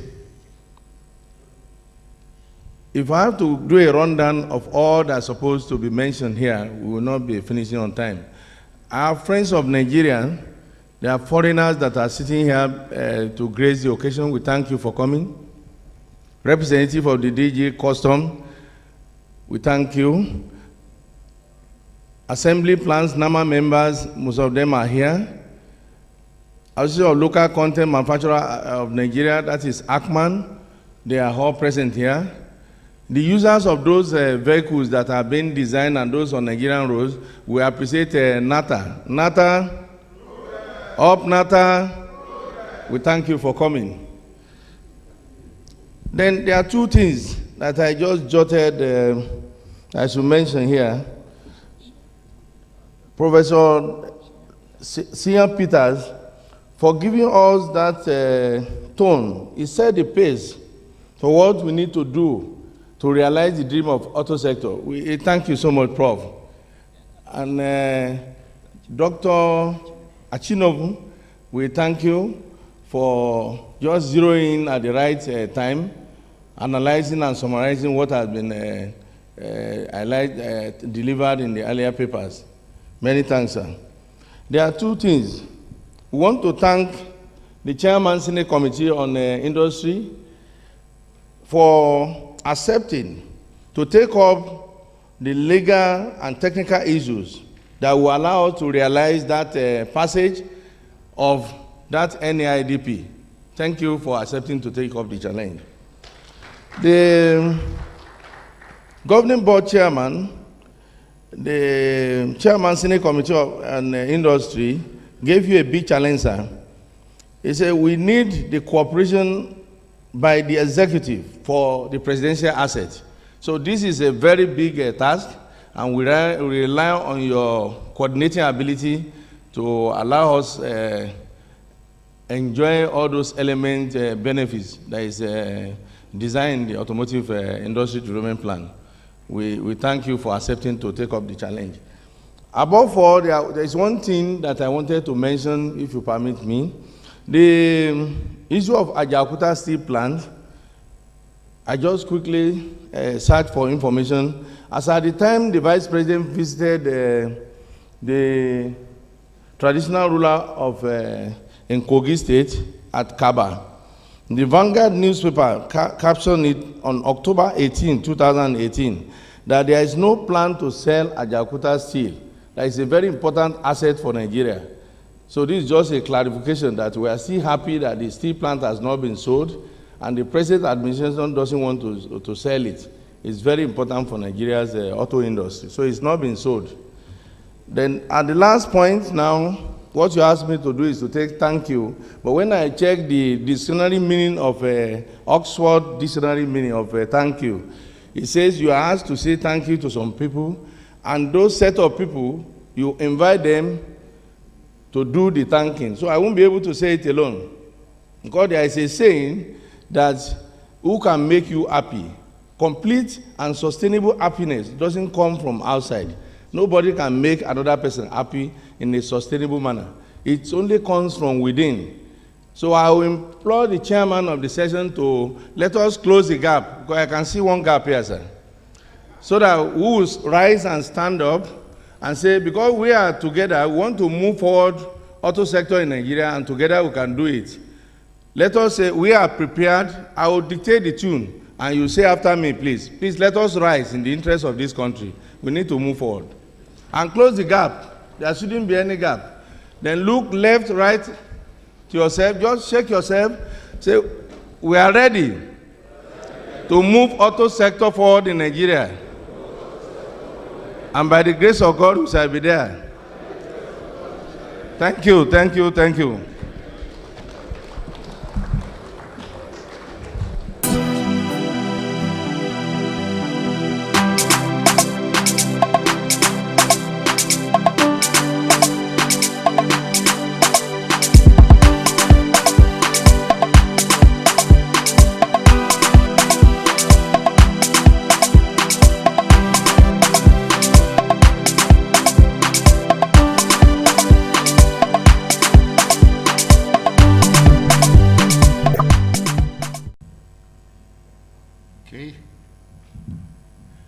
First of all, Chairman Ushita and board members, and also Mr.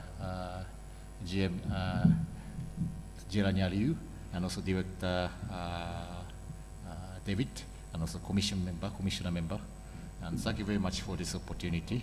And I'm very pleased, I feel very honored to speak on something about the development of automobile sector in Southeast Asia. And from last year, because I came here 2 years ago, 1.5 years ago, and 2017, November. At that time, I was continuously saying it's a good idea to learn from the ASEAN countries, especially on the development of the automobile industry. Because there are some reasons. And this is, for example, the overview of some ASEAN member countries. This is about sales and production and export or import. And ASEAN has 10 member countries. And I pick up the kind of 4 countries among them. And they are the countries which are producing automobile locally. If you look at the kind of production, that is the red bar, or a little bit pink bar. And you see Thailand produces around 2 million cars in 2017. That's a huge kind of the volume, and that's world number 9 or 7 or 8 usually for the several years. And for sales, that means the domestic sales, is the blue, kind of the light blue bar chart.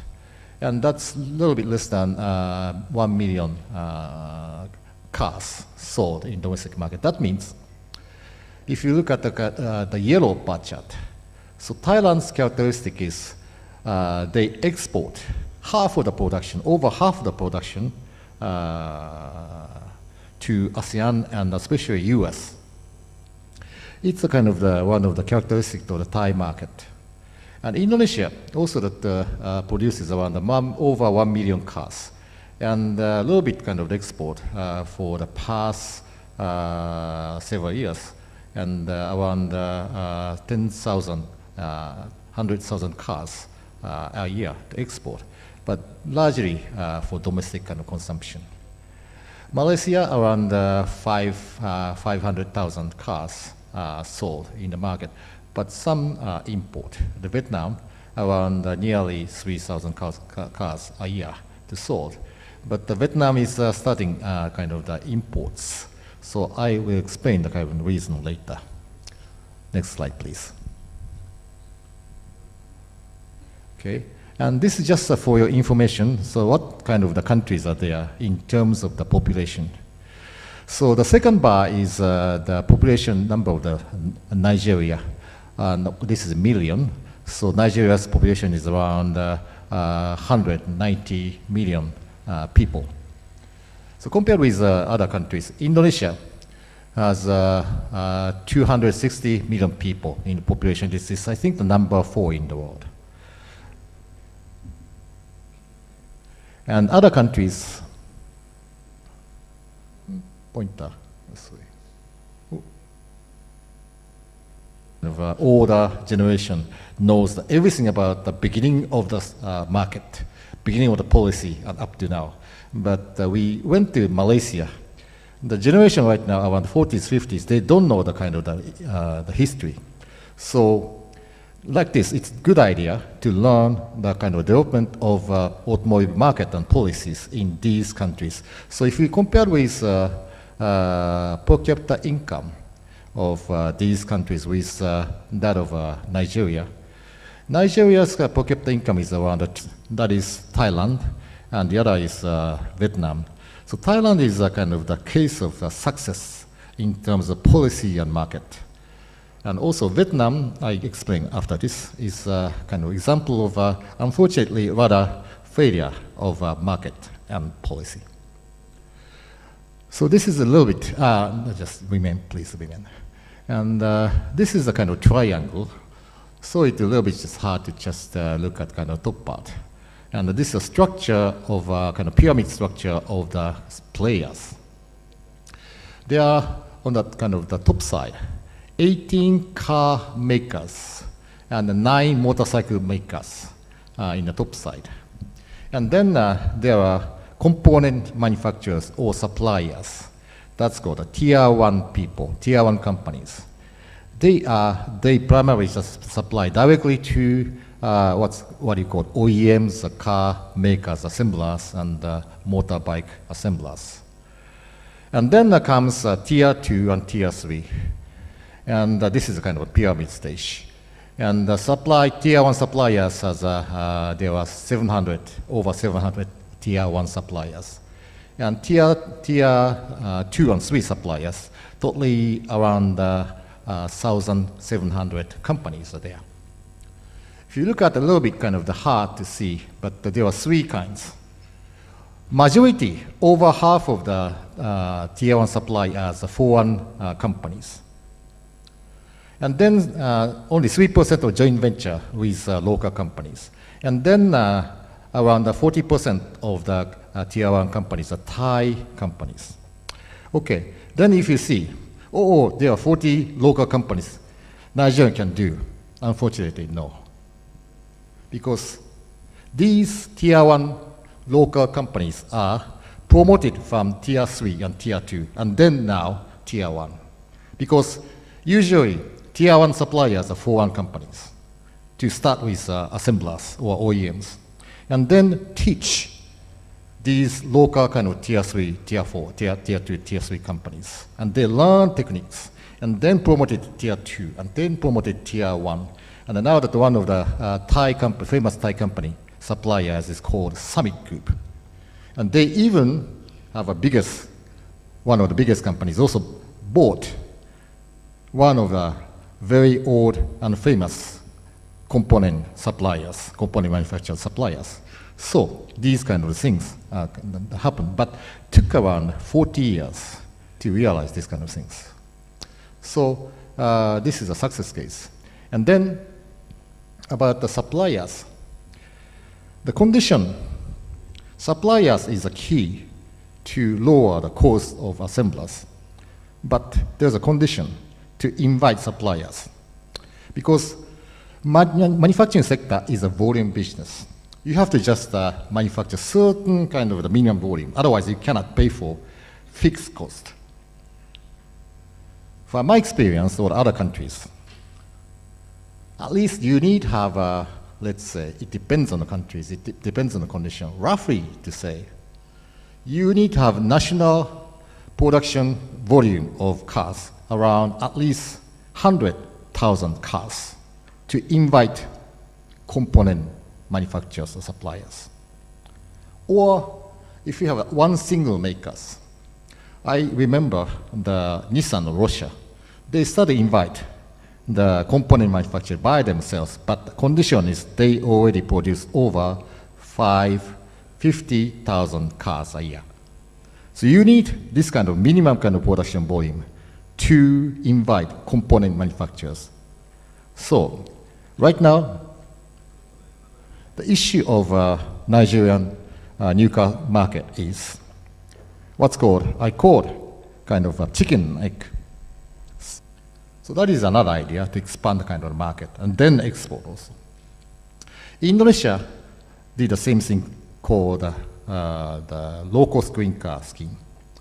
And they have a kind of scheme, incentive like either give further kind of the corporate tax break or kind of cut off consumer tax. So these are the kind of scheme they did in ASEAN to boost, to increase the production volume and then at the same time to lower the production cost. And for example, in Indonesia, the lowest price car there is around 7,000 US dollars. 7,000 US dollars called Ayla by Daihatsu. If you have that kind of low-cost car with it's a little bit smaller, but good interior and very good, strong to kind of flat, and also strong to kind of the butt rolls, that's a new idea to buy. So these are the kind of the example of the Thailand, a little bit plus Indonesia. But next slide, please. Please make it bigger.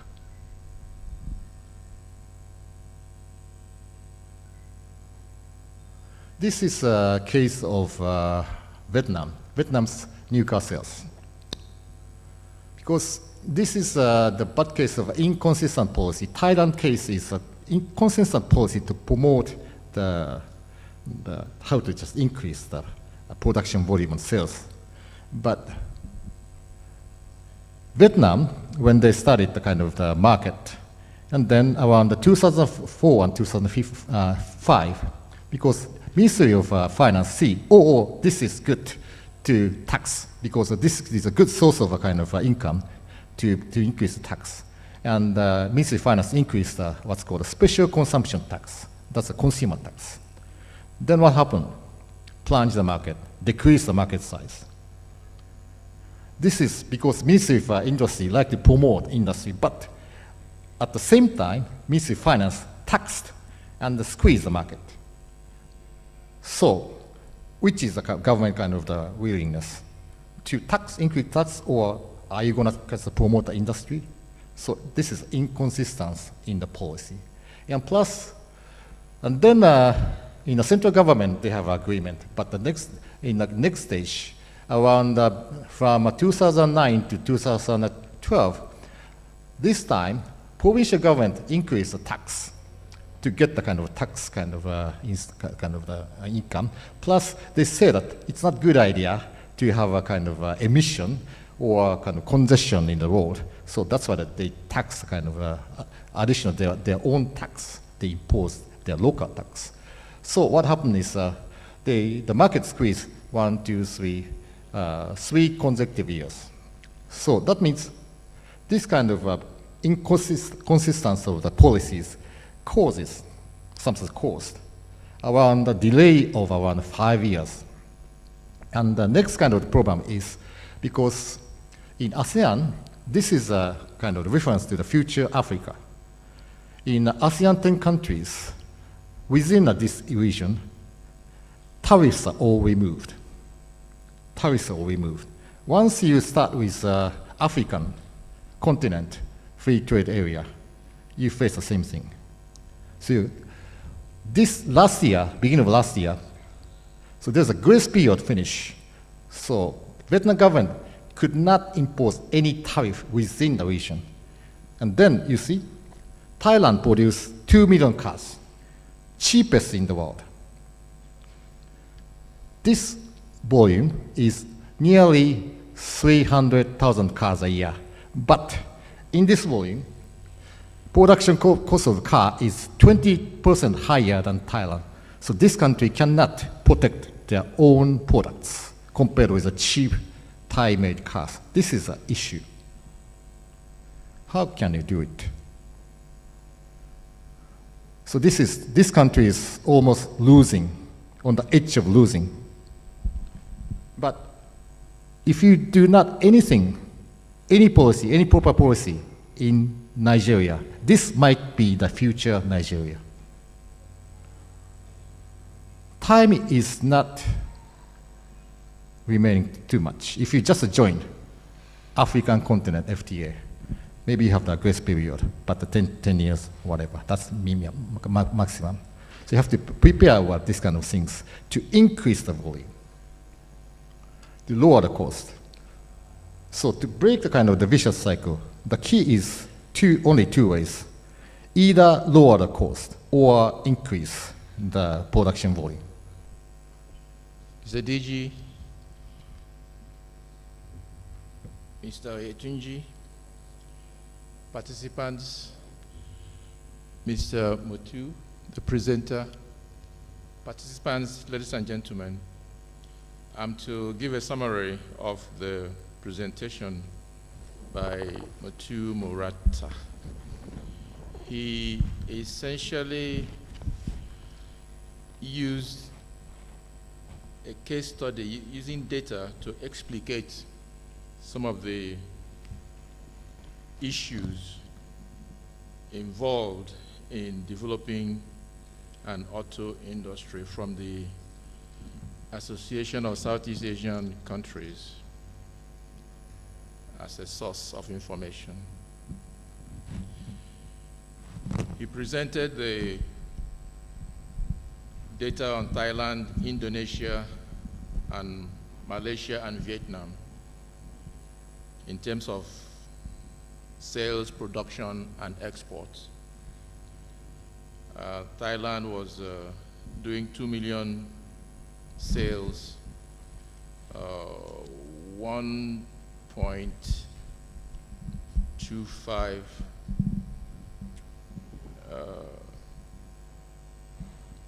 production and 0.75 exports. I'm giving a little bit of a summary there. Similarly, Indonesia, Malaysia, and Vietnam, we got the same presentations. But then he juxtaposed those production, sales, and export data with the population of the countries. Notice that Indonesia had 264 million, and Nigeria was ranking at 191 million people. And Vietnam at 96, Thailand at 69. So I want to go to the per capita GDP, which is where the matter lies. A lot of times, they say we have a lot of money, we have oil, we potentially are the biggest economy in Africa, but we're not. The numbers may say so, but when you look at the per capita GDP, it tells a different story completely. Our per capita GDP is 1,969. Why? Because of our population. And when you divide that, it's incomparable. Malaysia is doing 9,949 per person. Thailand is doing 6,593. See their population, 69 million. We are 191. And our growth rate is 3.1. So even if your GDP is, our GDP right now is around about 2%, and our population growth is 3.1. So the thing is wiped out completely. That's why in the morning session, the professor clearly stated that we are now the land of poverty. Even though in growth-wise, we are number 1 or 2 in Africa in terms of GDP size, but our population now diminishes the entire thing. What does that bode for us? Purchasing power. Ergo, the money to procure, to buy those things, we don't have. You know, that's why I endorse what the DG is doing by joining with the CBN, because he has raised $5 billion to now create a financing mechanism whereby we can buy. So right now we can't buy these vehicles because they are we can't afford them. The rich, the upper middle class can because they can afford it, but the middle class is where the demand is. The demand is in the middle class. The civil servants, the technocrats, the bureaucrats, the workers, both in the states. The states actually have more population than the federal. So, and there's supposed to be a paper on that, how we can incorporate the states. I'm just trying to bring attention to this data because this is going to be a real lacuna which we must resolve. And to resolve this is to bring access to finance to buy the vehicles. Because when we produce and they are not purchased, it's a problem. The latent demand is there because we have the population, we have the size and everything. But we have to empower the population to be able to buy. But once the process starts, the cycle is perpetual, you know, going forward. You know, we should take this to heart because that is how it works.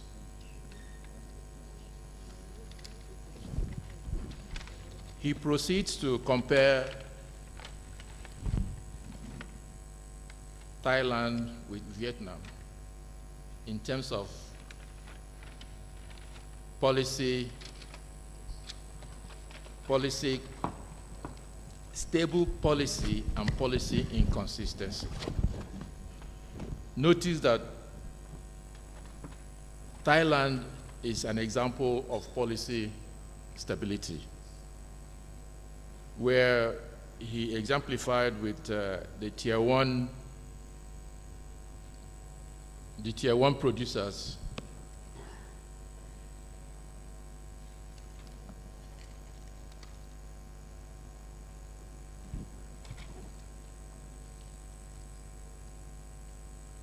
actually did 58% foreign, 38% Thai, and 3% joint venture.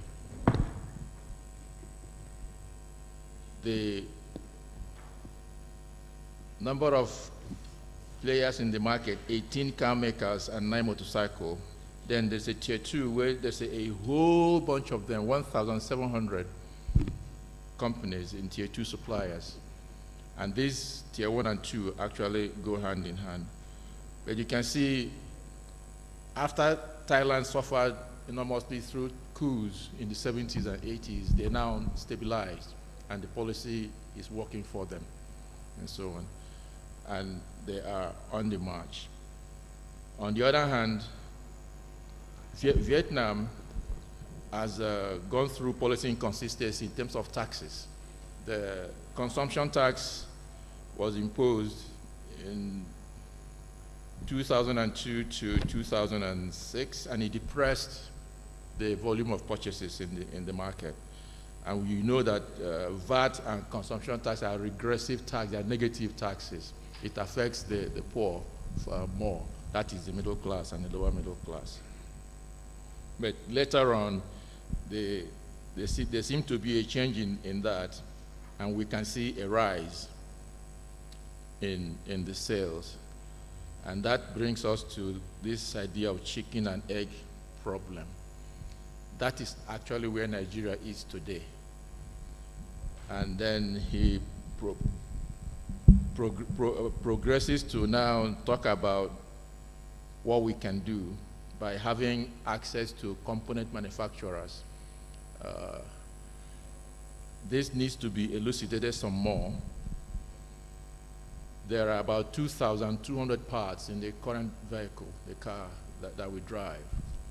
And if we have access to the component manufacturers, then we can begin to get to the point where a threshold can be reached that the supply of those components to our manufacturers can be consistent and steady, so that the production, will be at a rising upward sloping curve to lead us to the promised lands. Of course, all of this would have to do with incentives, taxes, and so on.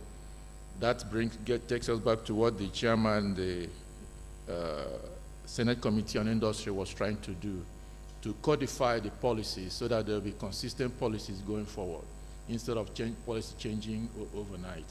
All these go hand in hand with enhancing the production capability of our plants in the country. This is an example of some of the thinking that we have to go through to get the sector working. The technical people can do their own, the manufacturer will do their own, but the policy people who have to plan and advise government, these are the kind of thinking that we need to do. Serious economic thinking have to come through so that the policy can fly. And again, everybody should pray and help the chairman of the Committee on Industry to move that bill forward, to let it be signed, so that at least we have the policy that will allow us to say, if we now have access to these component manufacturers, they will be assured that we can work with them, because they have a minimum threshold to even agree to talk to you, because you cannot disrupt their production cycle. That is how they work going forward. I like this data that Mr. Matu used to illustrate what is happening. I like it. This is the summary. Thank you.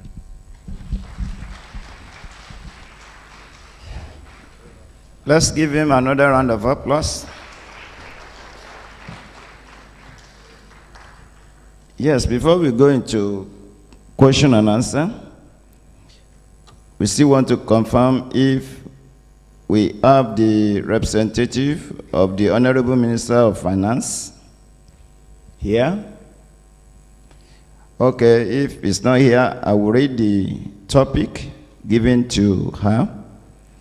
It is the historical perspective of tariff regime for the automotive industry. What steps to take for improvement and growth? All of us, we agree that tariff has become a challenge. Although it gives revenue to the country, to the nation, but it's affecting the industry to grow.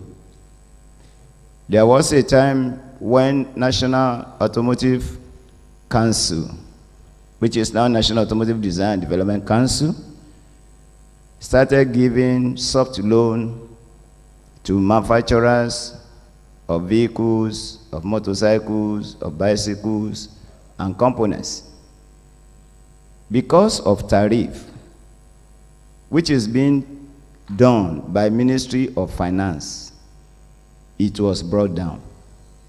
That has made the importation of these parts and vehicles to be cheaper. And the thinking of an average Nigerian is that anything coming from overseas is better than what is done here. Rather than people manufacturing, they kept on importing. And those who got the loan couldn't continue in business. We already know that the issue of energy is there, and some other infrastructural deficits. All this affected them. The production cost became so high that those products could not compete favorably with the imported items. And of course, what are we doing? We are promoting the growth of the economy of other nations rather than our economy. In the immediate, it could be like we are generating revenue, but in the long run, we are to suffer it.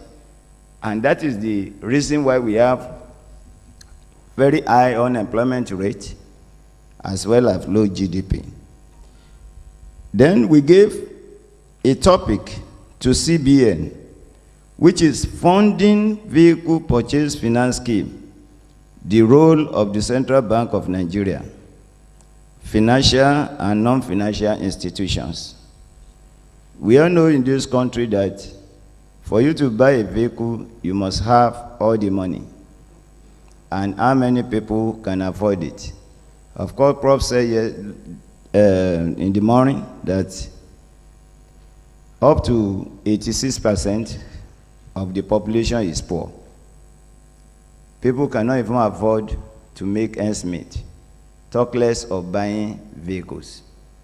And that is why you see majority of people who are working going for Tokumbo. And it's affecting the automotive industry. The vehicle manufacturers cannot sell what they are producing. The component parts cannot sell. They can't even break even. And that is why they are winding up. Central Bank of Nigeria is giving a kind of intervention fund to some other sectors. We want them to speak so that those of us that are here can ask if they can actually give intervention fund. Right now in the council, we have vehicle finance scheme, which DG had already mentioned. He mentioned in the morning about it, that we are trying to enter into partnership with some financial institutions to ensure that there is a provision of vehicle finance scheme where people can borrow, buy new vehicle, and spread the repayment for 3 to 5 years. And of course, we are looking at interest rate of between 6 and 8%. If CBN could give intervention fund, as well as the manufacturers, who are the direct beneficiaries of this, can as well come into this program, probably it could be 3%. And once it is so, it will give encouragement to so many people to buy new vehicles. The reason why they cannot buy it is that the payment must be once, cash down. And if they have the opportunity of spreading it at very low interest rate, as against the current interest rate from banks that is 27%, definitely it will help. That is the more reason why we put this topic.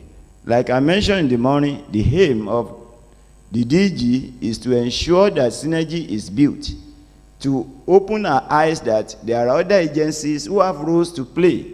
And unless they team up, the automotive sector in the country, we find it difficult to develop. It is not only about NADDC alone. These are the things that we have for this particular session. Now we shall go to DG to answer this question.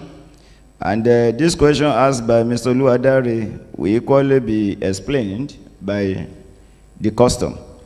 The question is, what are we doing to control the importation of used vehicles? And he is of the opinion that if finance should bring down levy on fully built vehicles, it will generate more employment because the activities will increase. So, DG.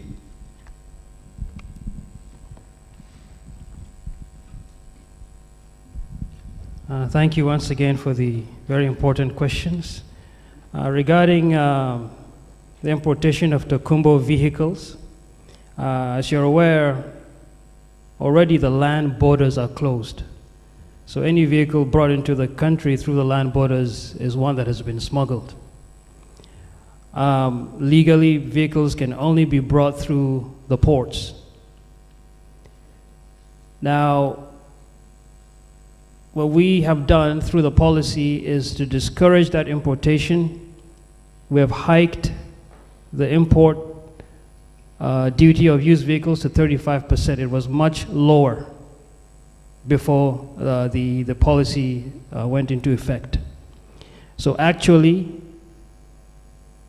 that has reduced the number of used vehicles. We still have quite a huge number coming in, but the number has reduced because consequently it has made those cars more expensive relatively than they were. We're also working on a central platform, a depository of all the vehicle identification numbers.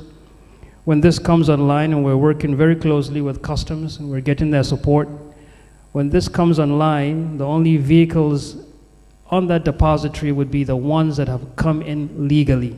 So anything that is smuggled into Nigeria will now be on that depository and hence cannot be registered or insured. And when it is intercepted on the roads, it will be clear that this vehicle is smuggled. So that will further support, that will further curtail smuggling.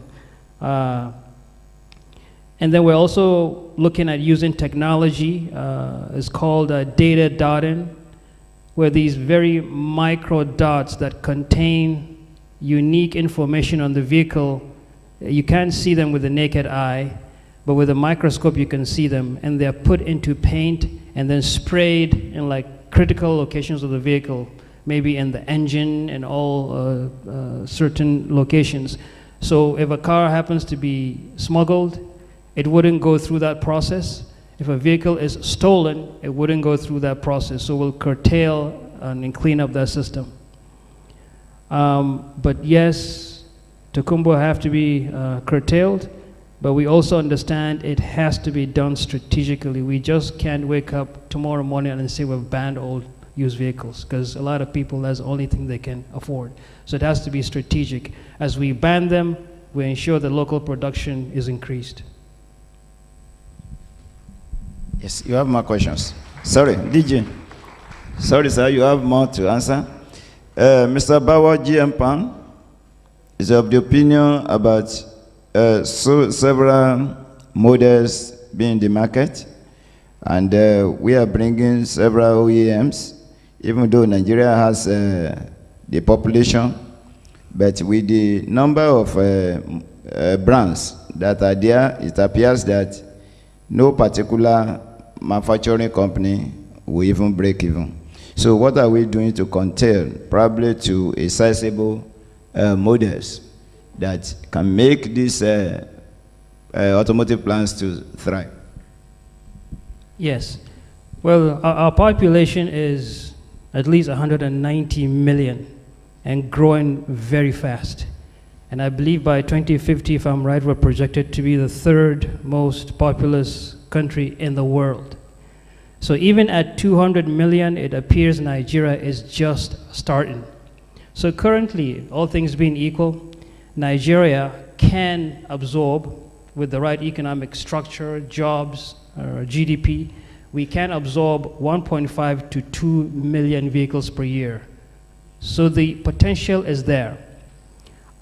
Yes, there's quite a number of assemblers and manufacturers, and it scares some people that we have that high number. But number one, we are a democracy.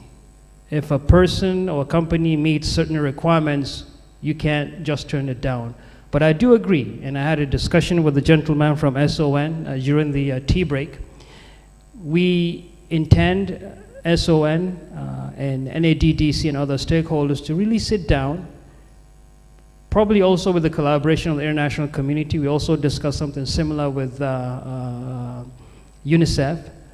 Is it UNICEF or United Nations?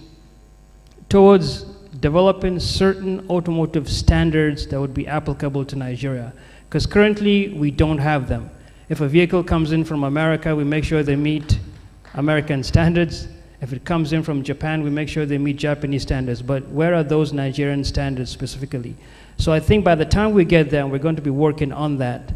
And this is why we're all here, to understand the challenges and work together as a team. So by the time we do that, we'll be in a good position to say, well, if your company really cannot produce vehicles to meet these standards, we have to shut you down.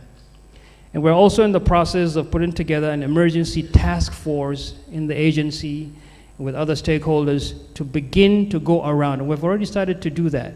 And we have begun to identify certain players that just aren't playing right.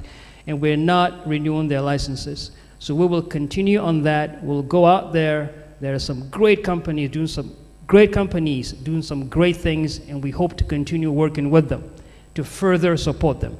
And those companies that aren't really up to par, we will encourage and see how they can come up to par. And if they can't, then we'll have to find other ways of only supporting those who are instrumental to the development of the sector. Thank you. More questions? Mr. Austin asked that, what do we do to those dealers who claim to be manufacturers, but they are just dealers?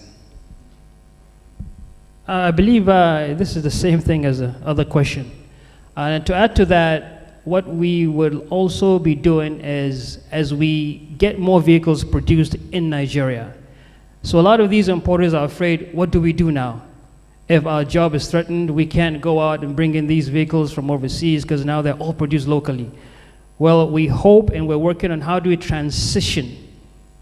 If you have to go to maybe Europe and bring in 50, 100 cars with all that trouble, if you have a local manufacturer that can supply those vehicles, I believe your profit margin would even be higher. So instead of having to travel overseas, bring in old vehicles, ship them, all you have to do is sign an agreement with a local manufacturer, be a major distributor, and probably even make more money. So I think we need to look at this strategically, creatively, and in a very innovative manner to really understand that what we're all trying to do is for the betterment of everybody. Thank you. Yes, the last question from Mr. Mahmoud. You have answered it, but you may say more, especially on this design competition that is coming up. He is of the opinion that, do we really have specific type of vehicles we need in Nigeria? Do we have the design? Do we have the prototype? Yes, on a number of fronts, we are doing some very interesting R&D. And I hope I remember them all because there's quite a few. The first, like David mentioned, we are about to roll out an automotive design competition.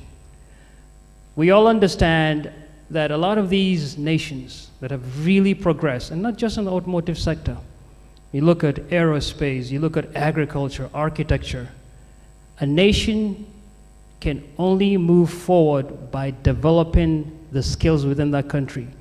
And in our discussions with a number of companies, from around the world, one of the major issues that they mentioned, not just the policy, not just a lack of infrastructure, but the lack of skills and innovative, applicable talent in the country.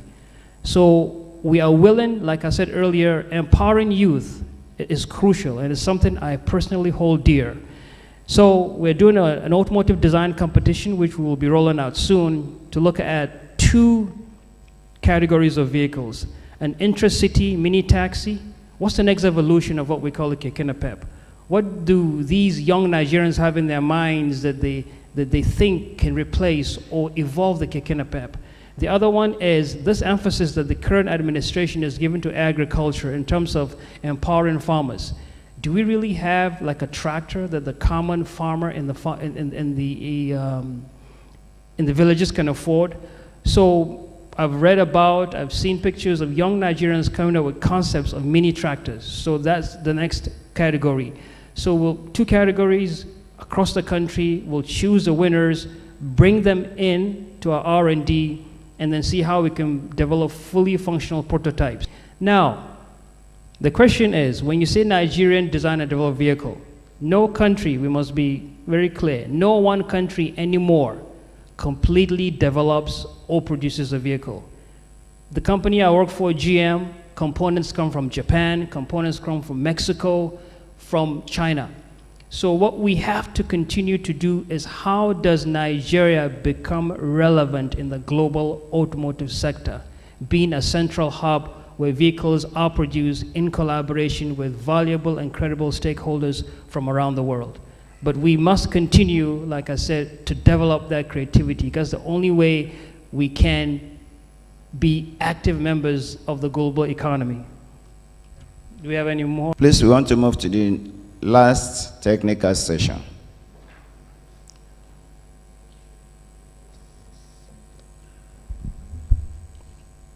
We'll call Mr. Ahmed Idris from, that's the Accountant General of the Federation, who will be presenting paper on establishing funding structure for the economic growth and development of the automotive industry of Nigeria by the government. Ahmed Idris, or his representative. Okay, his representative is coming. The DG of NADDC, other distinguished guests here present, please permit me to stand on already established protocols. My name is Sikak Ben, FCA, Director of Federal Projects, Office of the Accountant General of the Federation. I am representing the AGF, who is unavoidably absent. He is in South Africa for an official assignment. He has asked me to represent him in this workshop. The credit for this paper goes to the Accountant General of the Federation, while I take responsibility for any shortcoming. Okay, what is that? Don't worry. I want to thank you for the privilege you've given the AGF to make this presentation. The topic, automotive, the contribution of the automotive growth to the development of the Nigerian economy, is very apt, given the multiplier effect and the value chain of the automotive industry to the growth and development of the Nigerian economy. I wouldn't want to belabor you with the history of the automotive industry, because that has been done already. So I will move to slide 5.0 of the paper, which has to do with funding structure, lessons from China, India, and Southeast Asia. How did these developed economies get it right?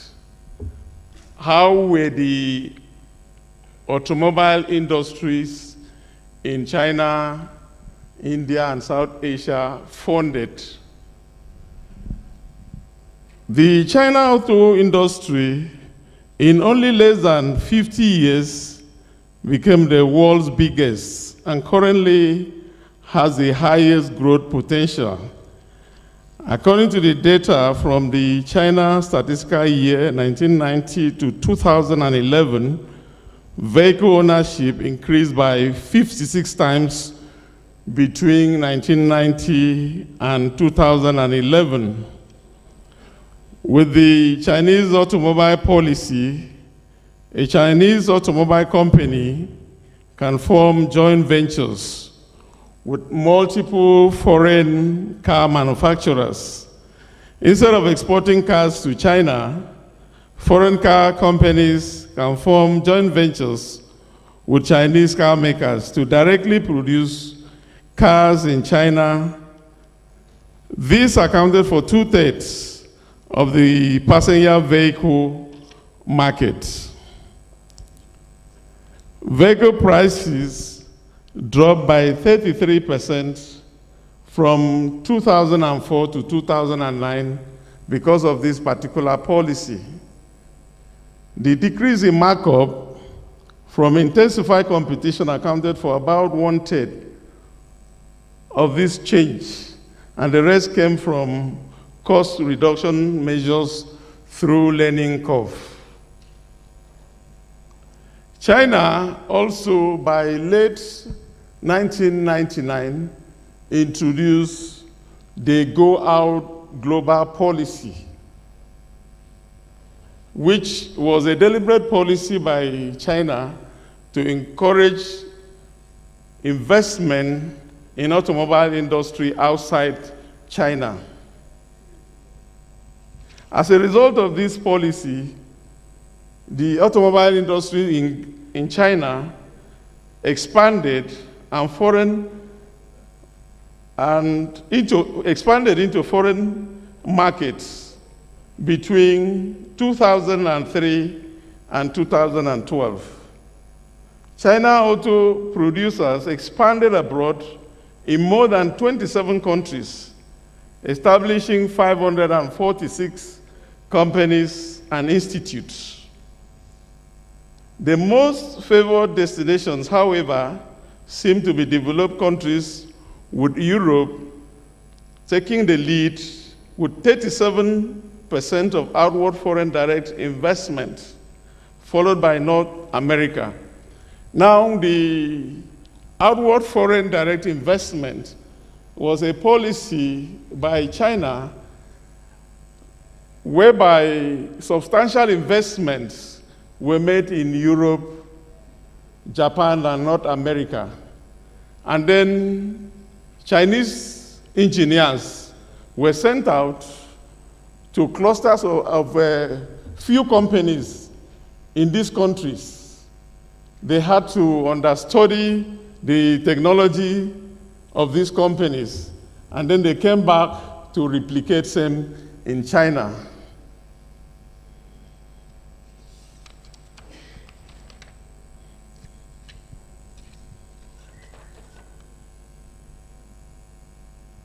Okay.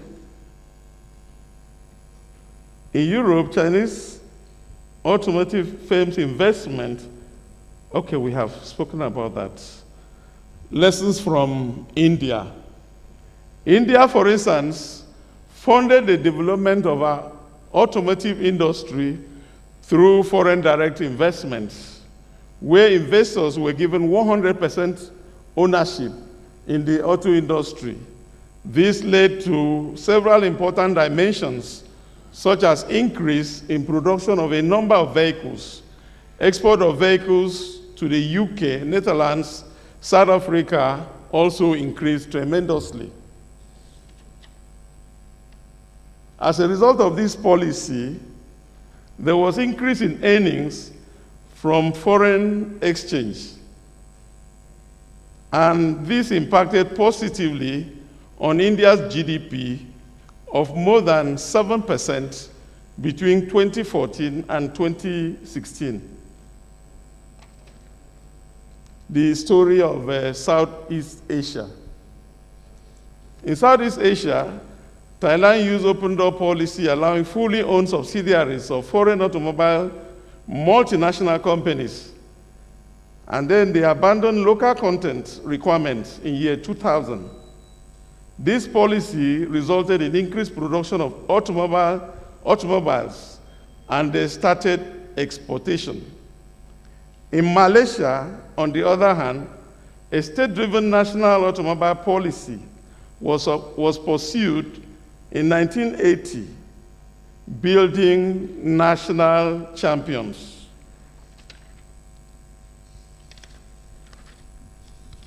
At this point, we will move to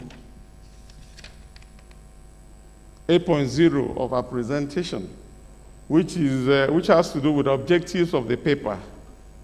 The objective of this paper is meant to look at the impact of the automotive industry on the economic growth in Nigeria based on funding structure. This paper will draw on experience and lessons learned from funding structure of India, China, and Southeast Asia. How did these advanced economies fund the development of their automotive industries from infancy to where they are now? 9.0, funding structure. There are various sources of funding which have been identified here. Equity participation, 100% ownership. For instance, India embarked on equity participation or 100% ownership of foreign companies that were invited to India to embark on production of vehicles. This led to the expansion and development of the Indian industry, and then before long, they started exporting vehicles outside India. Public-private partnership. All over the world now, people are talking of a public-private partnership. It is our view that government should increasingly engage the private sector by coming together to give support to the private sector. A case in point is the government support to the innocent group of companies. There was even a time, I think the Nigerian army is trying to partner with them for supply of army equipment and hardware. Foreign direct investment. This has been variously used by China and then India and other countries. The outward foreign direct investment is what we have already spoken about.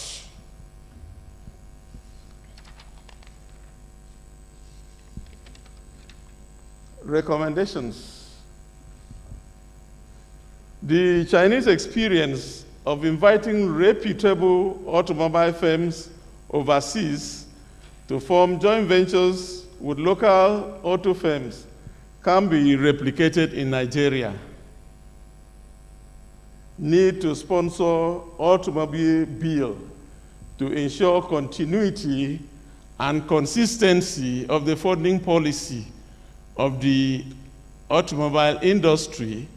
This way, the funding policy will outlive any government and ensure continuity irrespective of the government in power. There is need to close the borders against importation of vehicles from abroad to protect the local auto firms and create job opportunities. We understand that this policy of closure of borders is already in place.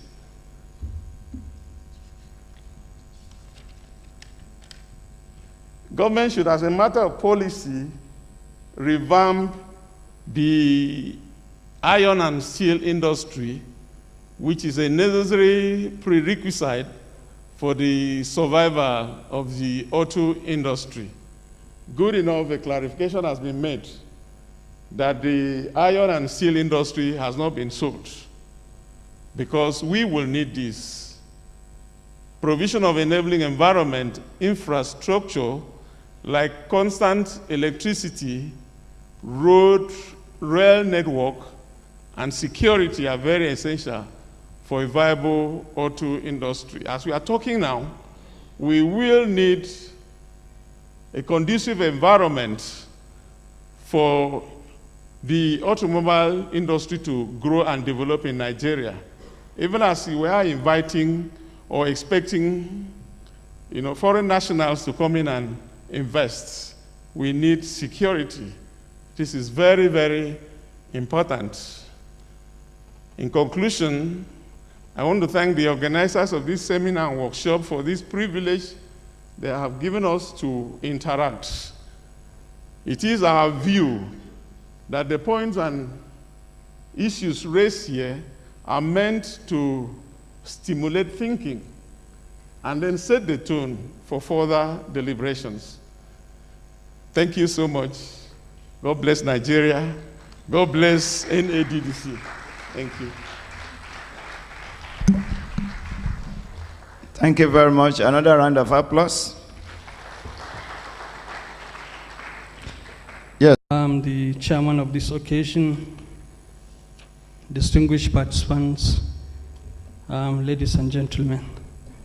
I'm sorry I have come a little bit late. I was here earlier, but had to go out to attend for other national pressing assignments. Since I only have 15 minutes to make the presentation, so I will not strictly adhere to what is in the paper, but I will try to abridge it and discuss issues that I personally feel is pertinent to sustainable development of not only the auto industry, but the nation in general. Next slide. Well, that is the outline of the discussions.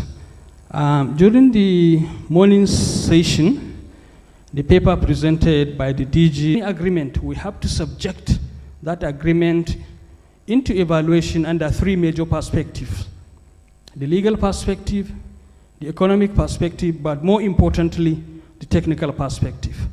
Under the legal perspective, we ensure that all the clauses within the agreement are in line with the law of the Federal Republic of Nigeria. Where there are some clauses that are not in tandem with the law, we advise you either modify them or you totally expunge them so that they are in line with the law of the Federal Republic of Nigeria. The economic perspective, yes, because you had to go outside and get assistance from somebody outside, you have to pay in hard currency. We look at the services being rendered to the Nigerians and the amount of money the Nigerian is expected to pay. Is it commensurate with the technology we are consuming? The third, and perhaps the most important perspective, is the technical perspective. We ensure that within the agreement itself, there must be area of capacity building. That is what would ensure Nigerians are able to capture some of those technologies and remove and reduce the level of dependency on foreign technologies. But if you wander around and think, where are those technologies generated? Because they are products of research and development, they are products of knowledge. We expect our research establishments, our universities, our polytechnics to chunk out technologies that should power the Nigerian economy. So in the registration exercise, if we are satisfied that you have met all the requirements, if you are coming for the first time, we take what we call pre-registration visit. That pre-registration visit affords us to determine the establishment or otherwise of that entity. I'm telling you, in some cases we go there, those establishments don't exist. So it's another way of capital flight. Through this exercise, in the last from 2010 to 2017, we saved the nation over 240 billion naira that would have gone outside the country as capital flight. That is the saving we have made for this country. As I said earlier, if you wander around and think, where do we expect to generate those technologies? The universities, the research establishments, the polytechnics. But like any other sector in the economy, the educational sector itself is not well funded.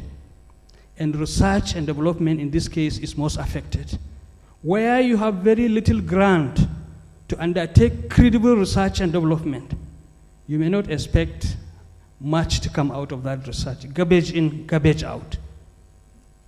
So the challenge is on us, and we firmly believe the development of this nation securely on the vibrancy of our research and development efforts. I can see as a part of strategy, because the lecturers, the researchers are not getting enough money for research and development. So they confine themselves to what we call basic research. Research, publish papers, and get promoted, become professors. If you look at the quantum amount of published papers by Nigerians at both national and international levels, we are among the highest in Africa. But that does not translate into economic development of the system. So what do? The only options we have, in our own opinion, we continue to develop the necessary capacities, and we bring in technologies into this country, and we use what we call the human magnet, our competencies, so that gradually we capture some of those technologies. We should not be under any illusion. Somebody, after conducting his research and development efforts outside the country, develop technologies and hands over this technology to you free of charge. No, it doesn't happen. So as a nation, we just have to strategize. How do we strategize? We strategize and develop all the necessary capacities in whatever field, including the automobile sector. I'm glad the efforts made by the Automotive Council in developing capacities across the globe. I'm telling you, in the next 10, 15 years, we'll begin to reap the value of this capacity development this gentleman is undertaking. We must commend you for that.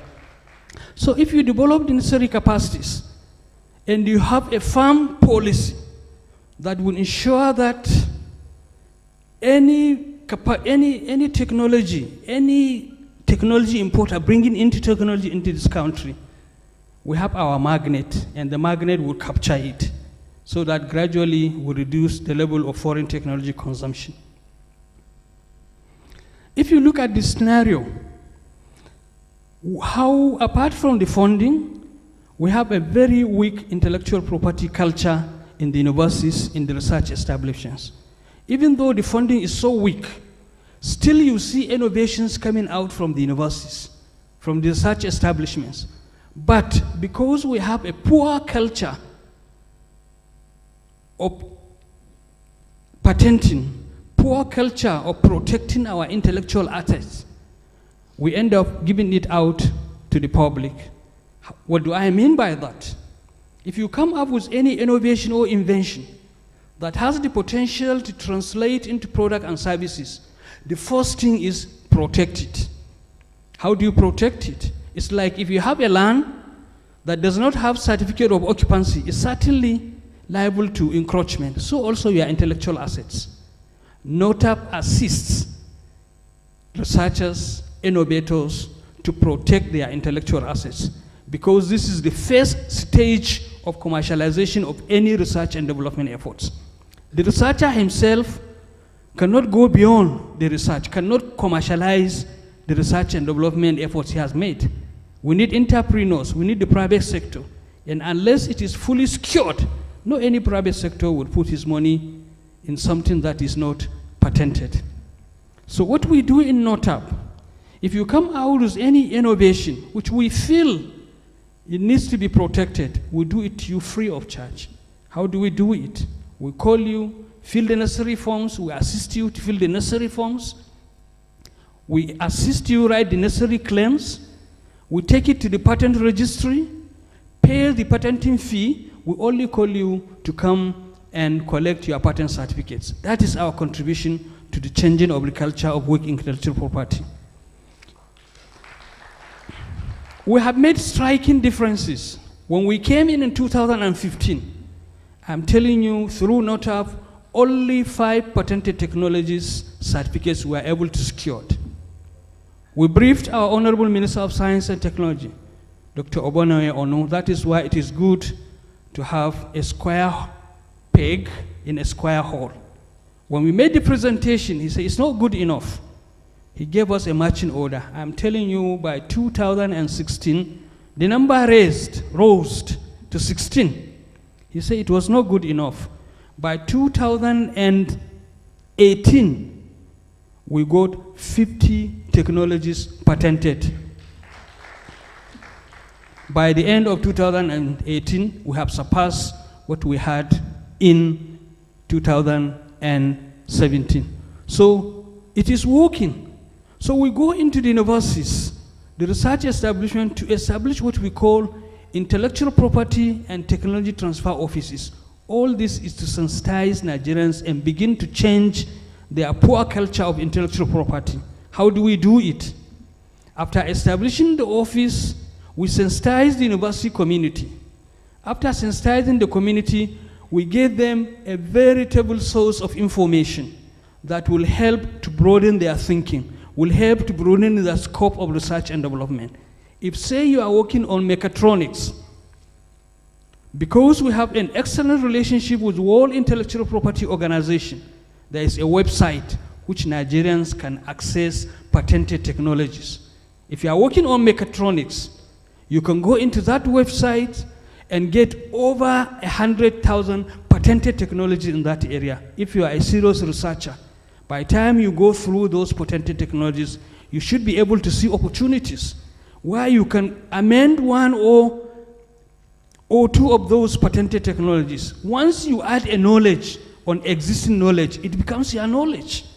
We cannot reinvent the wheel, but I am absolutely confident we can leverage on what other developed countries have done so that we catapult Nigeria into economic prosperity. Through the presentations, you can see the quantum amount of money that we have saved, and you see the performance of the auto sector compared to manufacturing sector is so meager and small. But I'm confident with the efforts the Automotive Council is doing, we should be able to, within the next 10, 15 years, see the difference. That is the transport program. If you compare, the slides before this one, please. Yes. If you look at it, if you look at the bus, these are the technology transfer registration agreements we have registered. And if you look at the ICT, this is where Nigeria spends a lot of money. If today we give 10 approvals for technology transfer agreements, at least 6 to 7 are on software. And that is where the greatest quantum amount of money lives as licensing fee. And if you look at closely, the number of jobs created by those software industries, they are very meager compared to manufacturing outfit. And they are the major drains of our economy. As a system, we can't just fold our arms and allow it business as usual. We have to intervene. How did we intervene? We had to call all the stakeholders to a meeting in Lagos. I think in 2010, we sat down, see the quantum amount of money that leaves this country. This is where we should direct our energies to come up with softwares so that we reduce the level of software consumption, foreign software consumption in this country. We came up with a program. That program, we call it a local vendor program. It's a policy which we ensure and we adhere strictly to that policy. What does that policy intend to address? It intends to address 2 things. 1, to develop the capacities of Nigerians in terms of software applications, and also to give them some kind of financial muscles so that they will be able to translate what they have, the competencies they have developed into product and services. Any software that is not off the shelf, we register the agreement in NOTAP. But now it's a matter of policy. Before we register any software agreement, there must be what we call a local vendor. A local vendor is a Nigerian IT firm, IT company, that must be involved in the deployment and must be involved in the maintenance of that software. The strategy is, whether the original equipment manufacturers like it or not, once you involve intelligent Nigerians in the deployment, you involve them in the maintenance, whether they like it or not, good part of it will be captured by Nigerians. It really worked. The strategy really worked. And normally, you buy software, you pay the licensing fee, which is one-off. Once you pay, then there is what we call ATS, Annual Technical Support Services. It's like maintenance.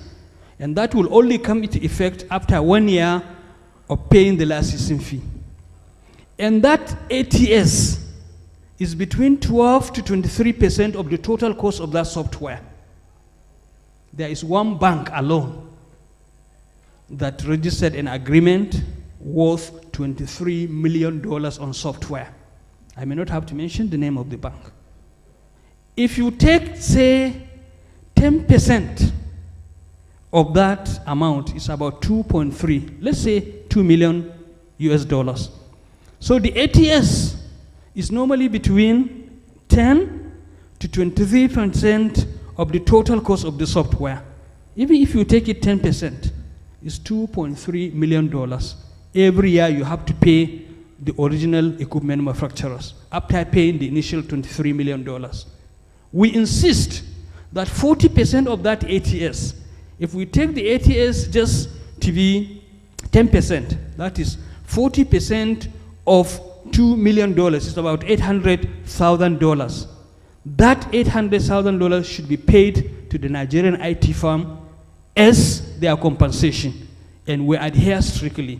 A small company, within a year, it goes $800,000. You can see the capacity you have developed, and using that $800,000, it's not only one agreement.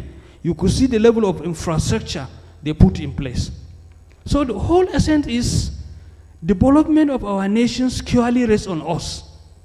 And it's for us to strategize and come out of policy where we can get the best out of this relationship. When this policy came into effect, we are under pressure to lift our legs. We remain firm and we insisted. And it is now entrusted. No any software would be registered if there is no any IT firm. After 6 years of operation, we went round to evaluate the performance or otherwise of this policy. I'm telling you, if we see the quantum number of Nigerian intelligent young Nigerians we developed in terms of software application, this is enormous. And if you see, because of the 40% Nigerians are getting, Nigerian companies are getting, the level of the infrastructures they have put in place is amazing. For those of you who are in Lagos, if you know Computer Warehouse Group is one of the IT firms involved in this local vendor policy. If you knew Computer Warehouse 7 years ago and you go there, you see what I'm talking to you, the number of young, vibrant, intelligent Nigerians capacities they have developed. And if you see the level of infrastructures they have put in place, you'll be amazed. So the essence is, as a nation, we just need to be strategic. We cannot go on to head-on collusion with anybody who is coming to invest in our own country. But as a matter of strategy, we need to develop the necessary capacities and ensures that the policy protects the interests of Nigerians and ensure sustainable development of the system. Now, if you look at the Nigerian environment, when you are talking in terms of the paper, what is addressed, so many people have talked about it. But what I know, for you to choose any technology that will suit Nigerian environment, particularly in the auto sector, in my own opinion, there are some factors you have to consider. One of those factors is the condition of the roads. The type of vehicle you bring into this country, you cannot bring a very highly sensitive car that within a short period it would develop shock absorbers problems. Our roads are not too good. Our roads, not most of them are tarred. If you are come to establish a Cadillac production plant, manufacturing outfit, I'm not sure you get the necessary.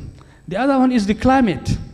Our climate is also very important. You need to consider the climate in choosing the necessary technologies. Our market is huge. Our population is good. There is no company across the globe that will not want to come to Nigeria and make business, irrespective of what is the situation. Our population is our strength. Our purchasing power is another advantage we have. So whether the environment is too harsh, still you see investors coming in. So our climate is equally another issue. There is high rate of unemployment in the country.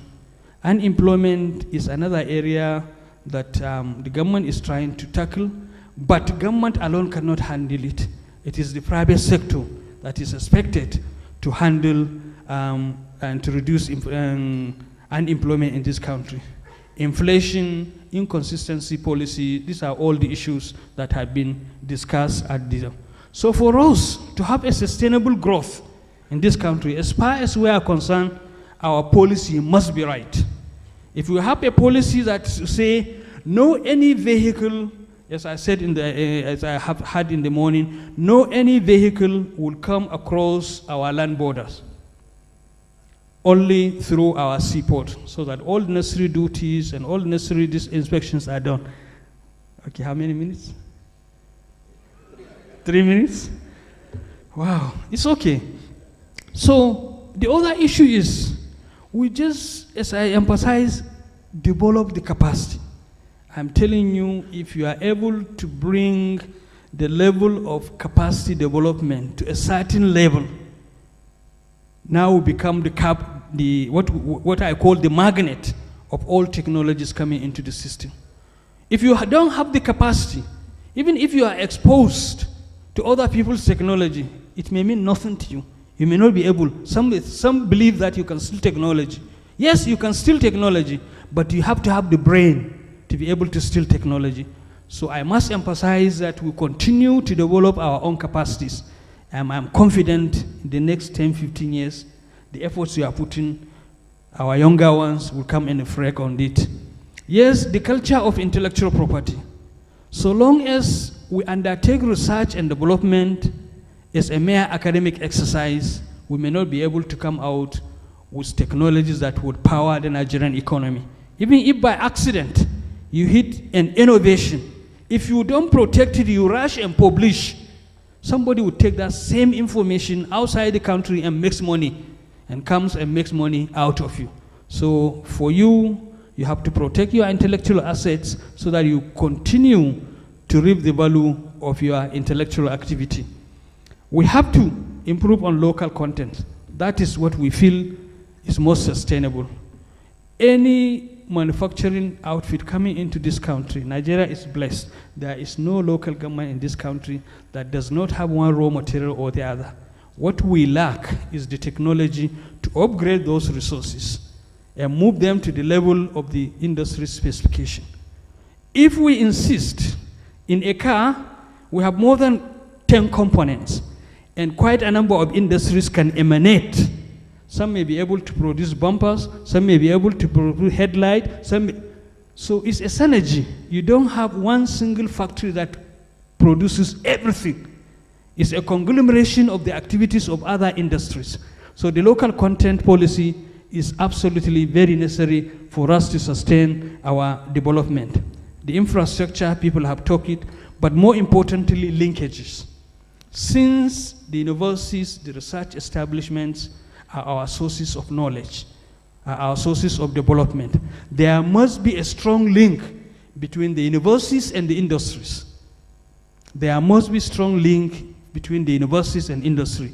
NOTAF has been trying to establish this partnership. A minute? Thank you very much. Yes, it's for the interest of the public. Yes, people coming to do investment in your own country, you just have to strategize. The multinationals, particularly those who are coming in with billions, they are here to make money.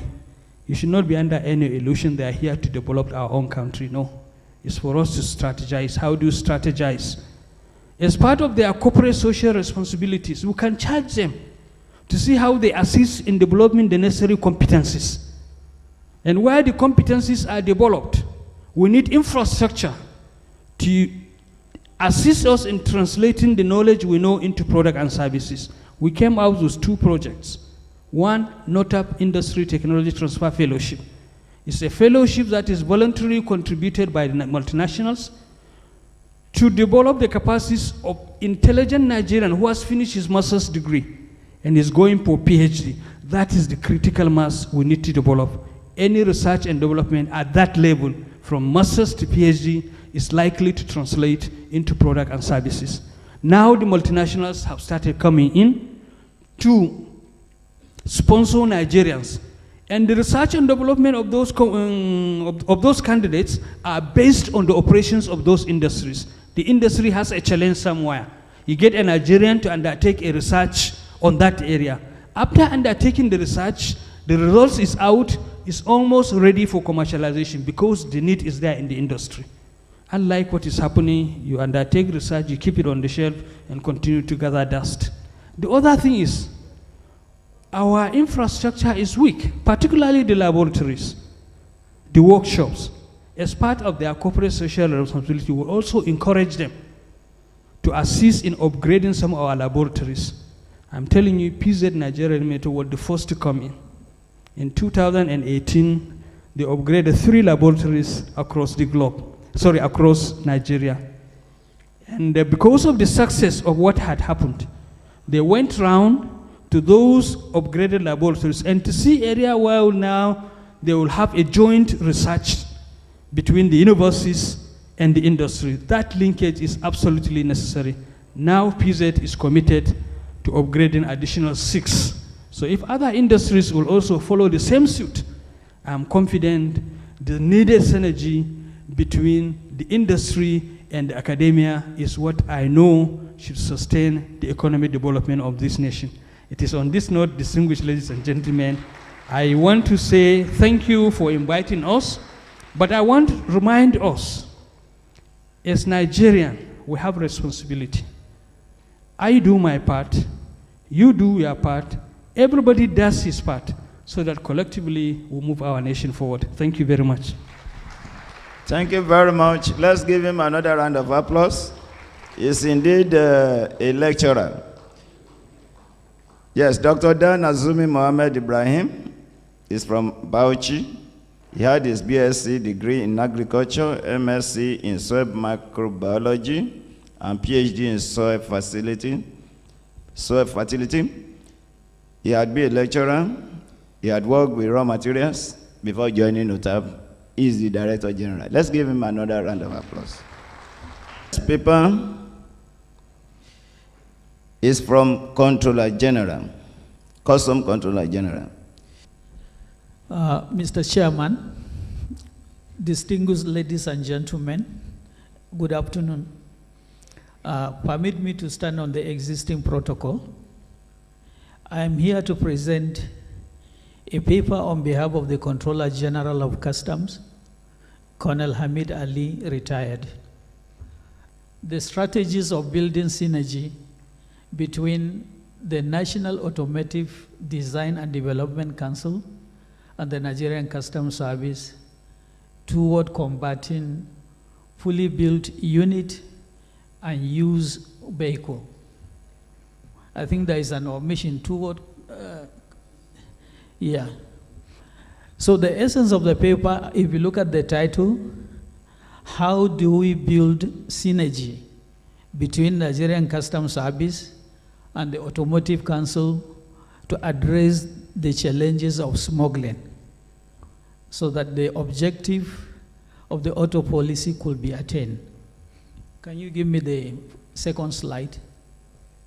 Looking at the plan of the presentation, briefly I'm going to discuss introduction, NCS mandate, role of NCS, policy incentives, problem associated with implementation of the policies, strategies to combat smuggling of vehicles into the country, and finally I'll conclude.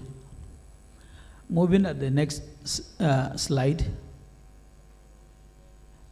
As introduction, one of the main functions of NCS is suppression of smuggling.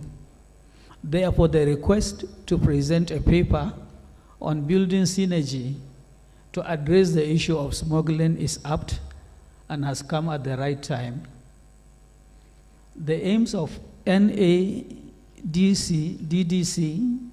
is of creating an environment for existing assembly plant to strive and attracting new investors in the sector could be marred by high smuggling activity. Now, I want us to understand that this discussion should be dwell within the context of NCS mandate and also the customs technical definition of smuggling. When you look at the mandate, we have the mandate for revenue collection. We have the mandate for fiscal policy implementation, facilitation of trade, suppression of smuggling, and at the same time, without compromising the security of the nation. When you look at the mandate, somehow they seem to be conflicting. Most especially looking at an environment with low compliance level. You want to collect revenue and you are faced with issue of data integrity when you are making customs declaration. So you need to strike a balance. Do I facilitate trade or do I put excessive customs control so that I protect the revenue? Or do I look at the security? Now, fiscal policy implementation, we said, is one of the core customs mandate. This is where the challenge comes. When the policy objective is not designed to serve best public interest, it becomes an issue when you are discussing implementation. Secondly, you look at it from the other angle. The tariff regime, how friendly and productive is the tariff regime? Where the tariff regime is not friendly and productive, you have an issue with encouraging voluntary compliance. And where you have an issue with voluntary compliance, the issue of smuggling will rear its ugly heads. Now you begin to hear imposed compliance. Coming back to the technical definition of smuggling from custom perspective. Essentially, when we talk of smuggling, we are talking of an attempt to evade payment of appropriate duty. Once you make an attempt, even a beneficiary of a policy, a custom can categorize him as a smuggler in an attempt to enjoy his benefit of the scheme. Once there is that attempt to evade payment of appropriate duty, and this evasion can come either through undervaluation, misclassification, misdescription, or outrightly without payment of any duty. So when you talk of customs valuation and custom classification, is another ballgame too, which is not the purpose for this discussion. I want to concentrate more on the issue of smuggling and building synergy on how best to address the issue of smuggling. Can we move to the next stages? Yes, so looking at the role of the custom, essentially I have discussed this. Valuation, classification. We can move to the next slide. So the policy initiative, incentives, I don't need to discuss about this. We can move to the next slide. Now, these are import statistics of motor vehicles from 2013, before the introduction of the policy, And you can look at in 2014, the policy was introduced, and there is almost a decline by around 63%. Now, looking at this figure, we may say partly it's as a result of smuggling, and also maybe if there is local production that could be responsible for these figures.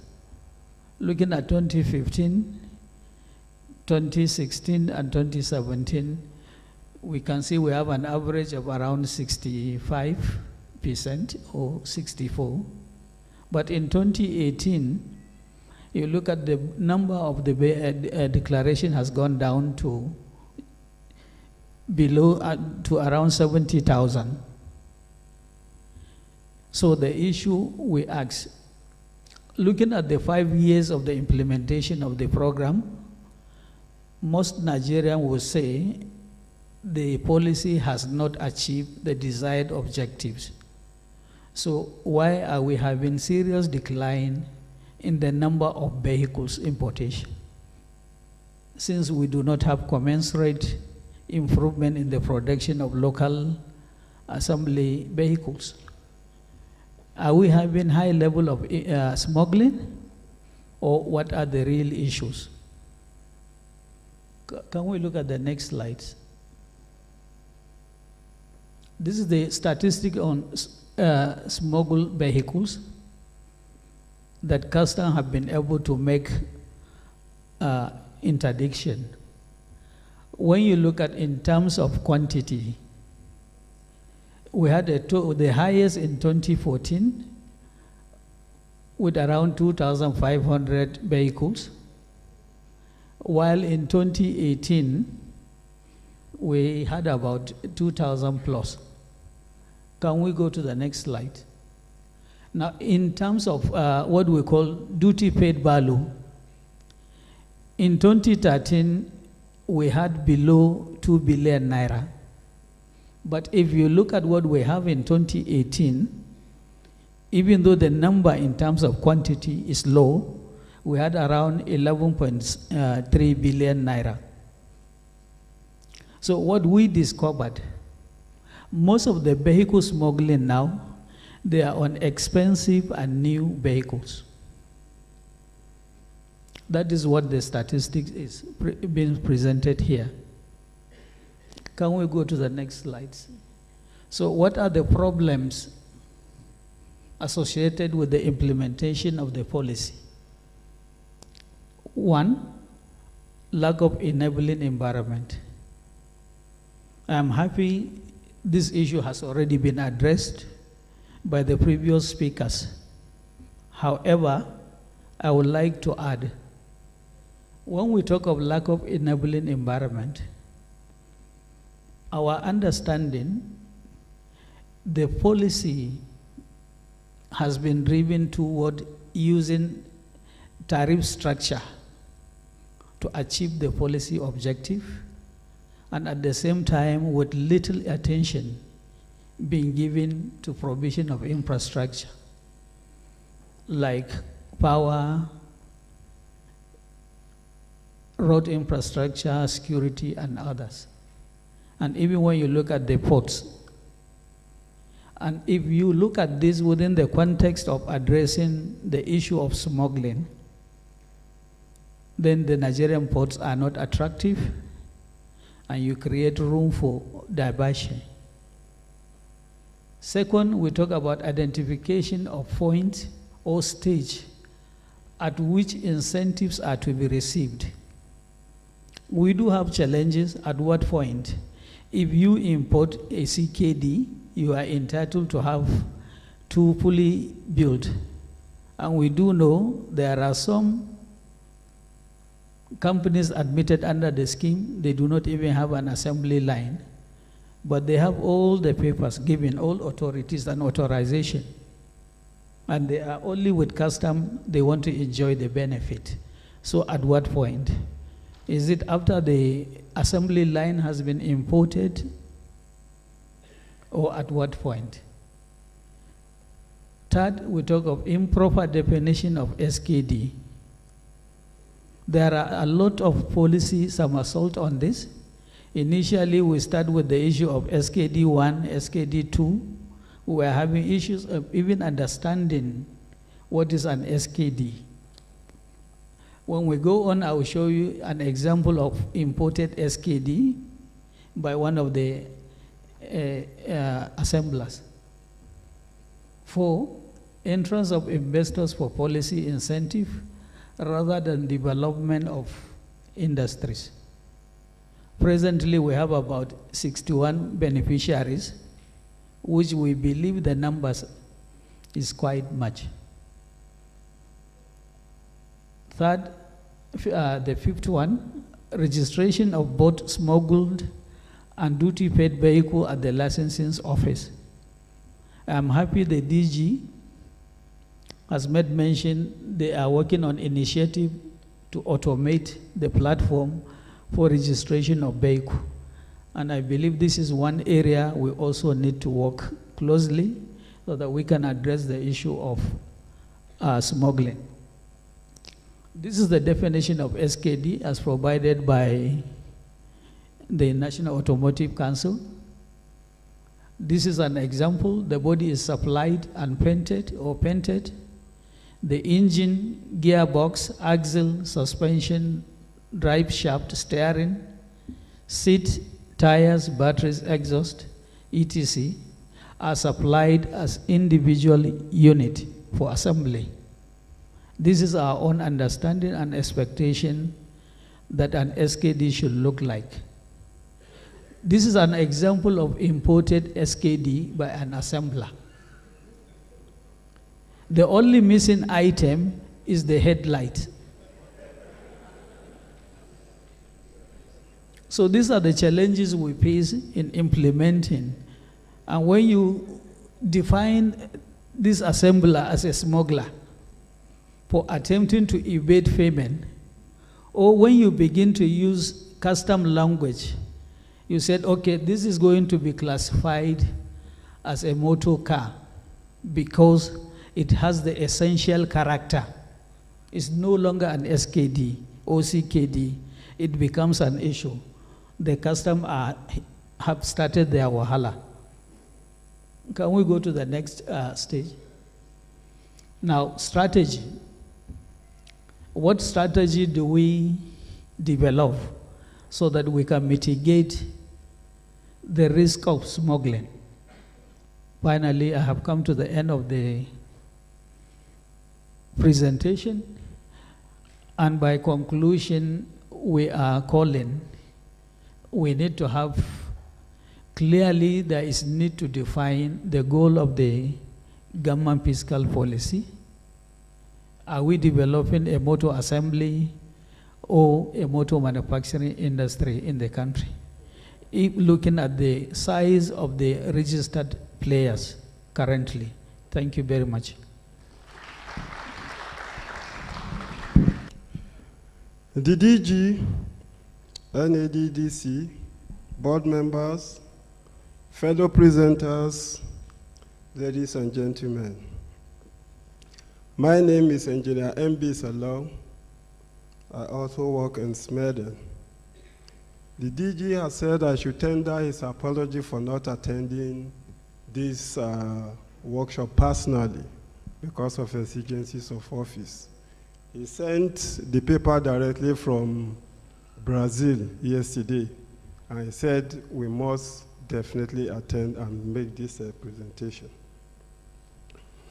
So I will read exactly what the DG said I should do. Excuse me. The topic, the Smeden role in developing small and medium-scale enterprises in automotive industry. A presentation at the seminar/workshop on the impact of automotive industry on the economic growth of Nigeria. Lesson from China, India, and South Asia.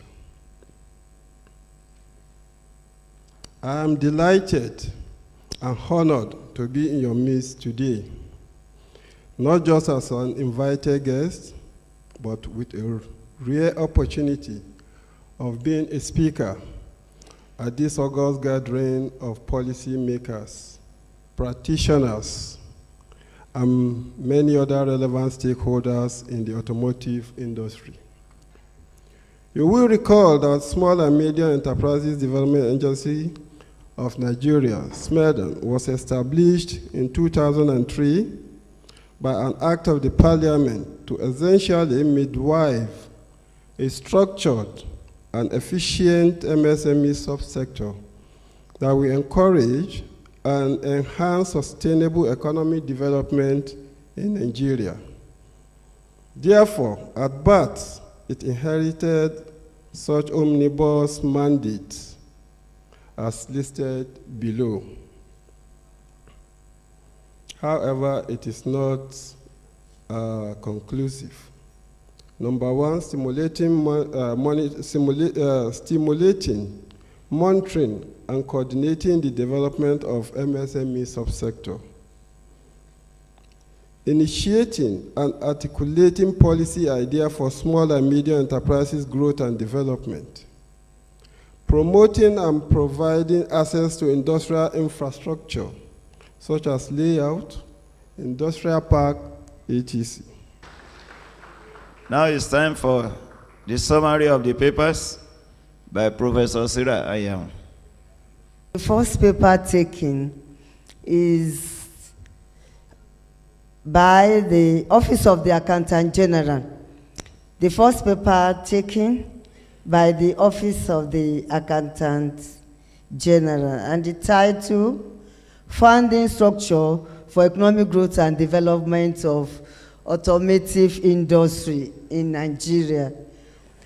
The paper is very comprehensive, knowledge-packed concerning the sources of funding, but because of time factor, it just selected the relevant portions for us.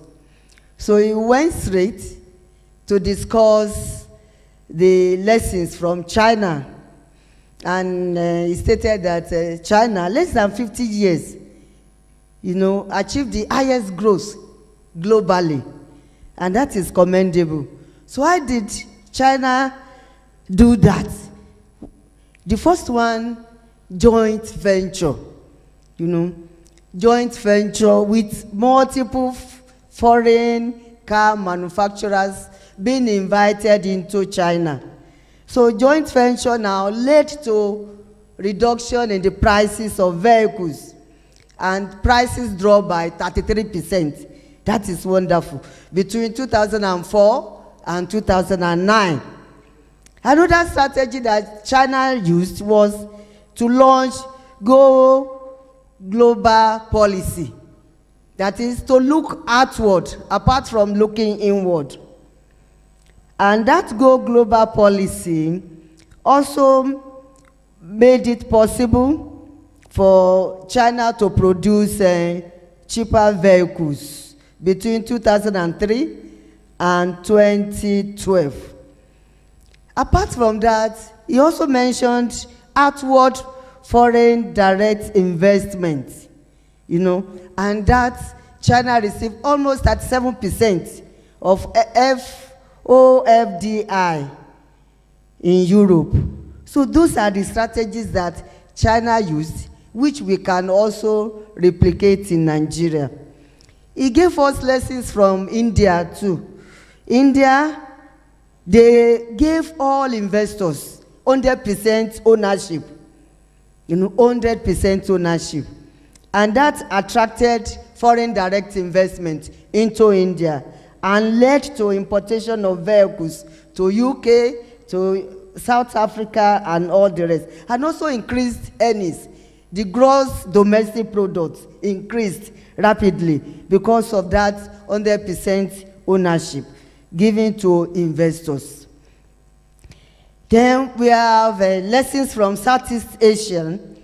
The Southeast Asia, what did they do? They opened their door, open door policy. Open door policy, and that open door policy led to more production of automobiles and also led to them having a very comprehensive national automotive policy. So all these are the lessons we could learn from those 3 case studies: China, India, and Southeast Asia. Then he went ahead to give us the sources of funding, speaking on the impact of automotive industry on economic growth based on the funding structures. So what are the sources of funding we can tap into in this country? One is equity participation, public-private partnership, PPP, could be adopted in the automotive industry. Then foreign direct investment, inflow of foreign direct investment. And we can also have outflow foreign direct investment. And finally, establishment of automotive fund, a fund dedicated only for the automotive industry. Establishment of automotive fund. He gave some recommendations. We need joint ventures. We need to sponsor automotive bill. And I'm sure all of us present here, we have our representatives in National Assembly. We can lobby them to pass the bill. Then funding policy to be implemented. We need to close the borders. Our borders are too porous. We need to revive iron and steel industries, according to the representative of the Accountant General. And then provision of enabling environment. Almost all the speakers, gave that as a very important recommendation. Environment, an enabling and conducive environment. Then infrastructure was another recommendation given by the presenter in the areas of electricity, road, and security. We need security of lives and property to be able to manufacture or do any other thing. So those are the areas that the first presenter concentrated on. Now we'll go to the second presenter from NOTAP. And the title is Vehicle Manufacturing in Nigeria. Identification and selection of appropriate technologies for Nigeria. Because of time constraints, himself could not go through all the various aspects of the paper, but he gave an overview of the global and national automotive industry. And he went into the mandate of NOTAP. And he said the 2 important ones relevant to this discussion are the inflow of technologies into Nigeria and how to promote indigenous technologies for the automotive industry. He went ahead to tell us that a lot they have done a lot in the area of registration of technology transfer agreements, in the area of transfer pricing issues, ownership structure, dispute resolution, and payment for all these technologies. And he brought a lot of figures to explain the paper to us. We have a figure on the trend in foreign technologies, both the submission and registration. Another 2010 to 2017, another figure on saved, financial savings to Nigeria. And in this one, he said, Nigeria has saved a lot of money, billions of naira, because of the way they are managing technologies. And he said, automotive industry in Nigeria actually should be involved in the design, development, manufacturing, marketing, in order to contribute to GDP. What is more important is in the area of intellectual properties. People fear that if they develop an innovation or an invention or things, other people will copy, and they might lose gaining back the money they have invested.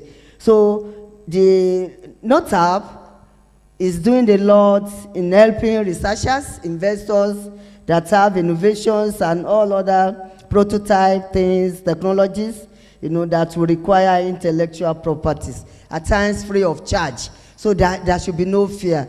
There should be no fear. And specifically, he said the Honorable Minister is doing a lot in that area, that they have put the right person in the right position and at the right time.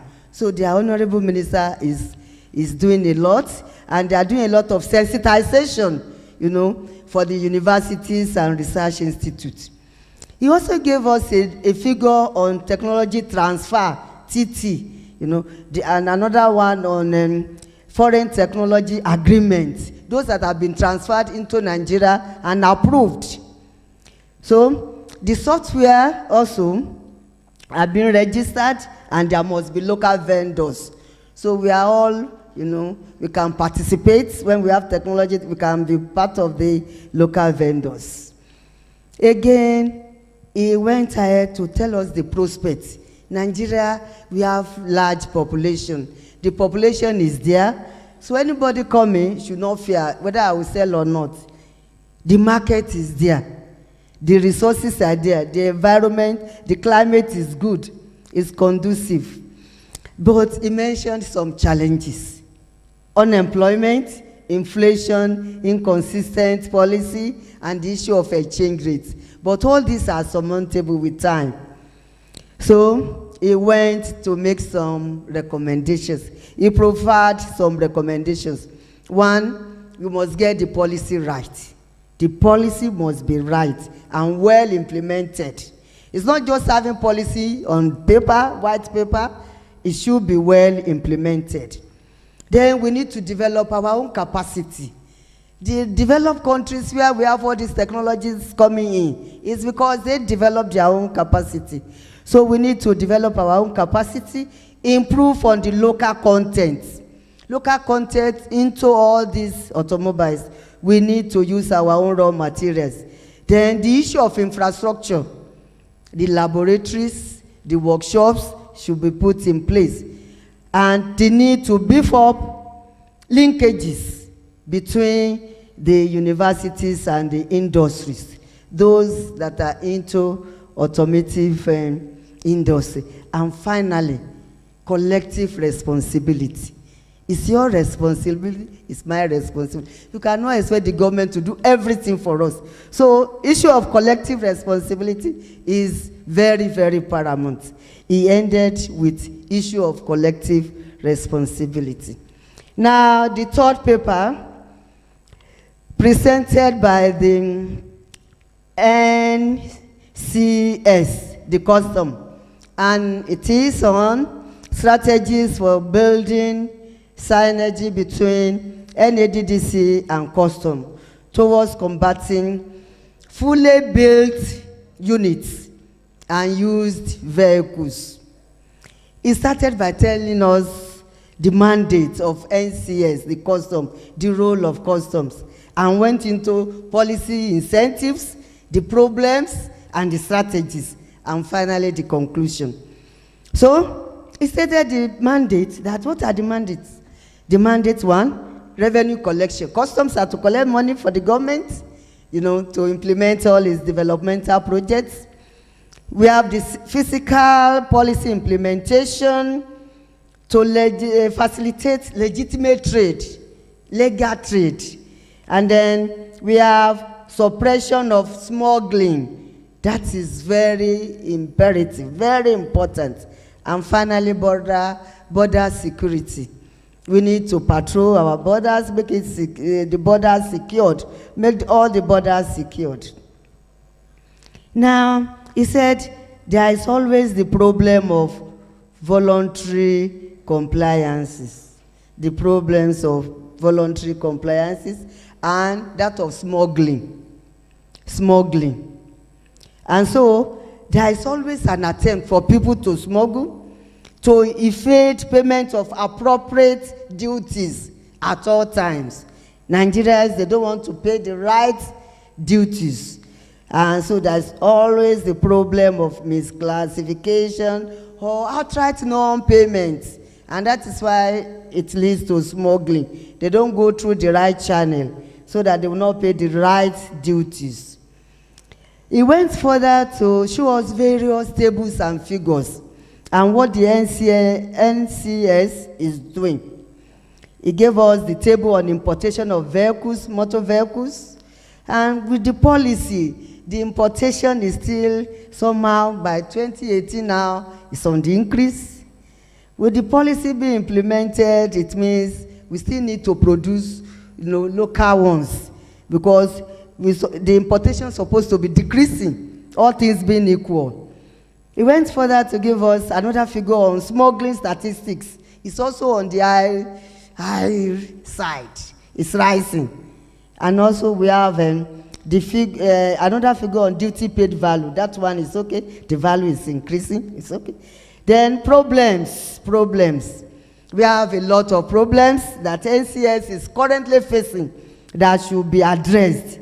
One is lack of enabling environment, like any other presenter, a lack of enabling environment, identification of points or stages that incentives should be given to people. So many stages, and how do we identify the concrete one, the legal ones? Then we have improper definition of SKD. It showed us figures, diagrams of a motor that is given the correct definition of SKD that lacks the engine, lacks the gear, the light, everything. And the one that is the wrong definition, that only headlight was missing, every other thing complete. So that is a wrong definition of SKD. So we have another problem is entrance of investors for policy incentives rather than development of industries. We need to manufacture here, not just coming in from abroad, foreigners coming in to get the incentives. And then registration of both smuggled and duty-paid vehicles at the licensing office. And he gave us good example that all of us should take note of the correct SKD and the wrong definition of SKD. Then he went ahead to give us the various strategies that the NCS and NADDC can collaborate, to curb smuggling in Nigeria, to reduce smuggling in Nigeria. It involves pre-implementation of workshop, mandatory integration of NCS system with the Joint Task Board or motor licensing offices.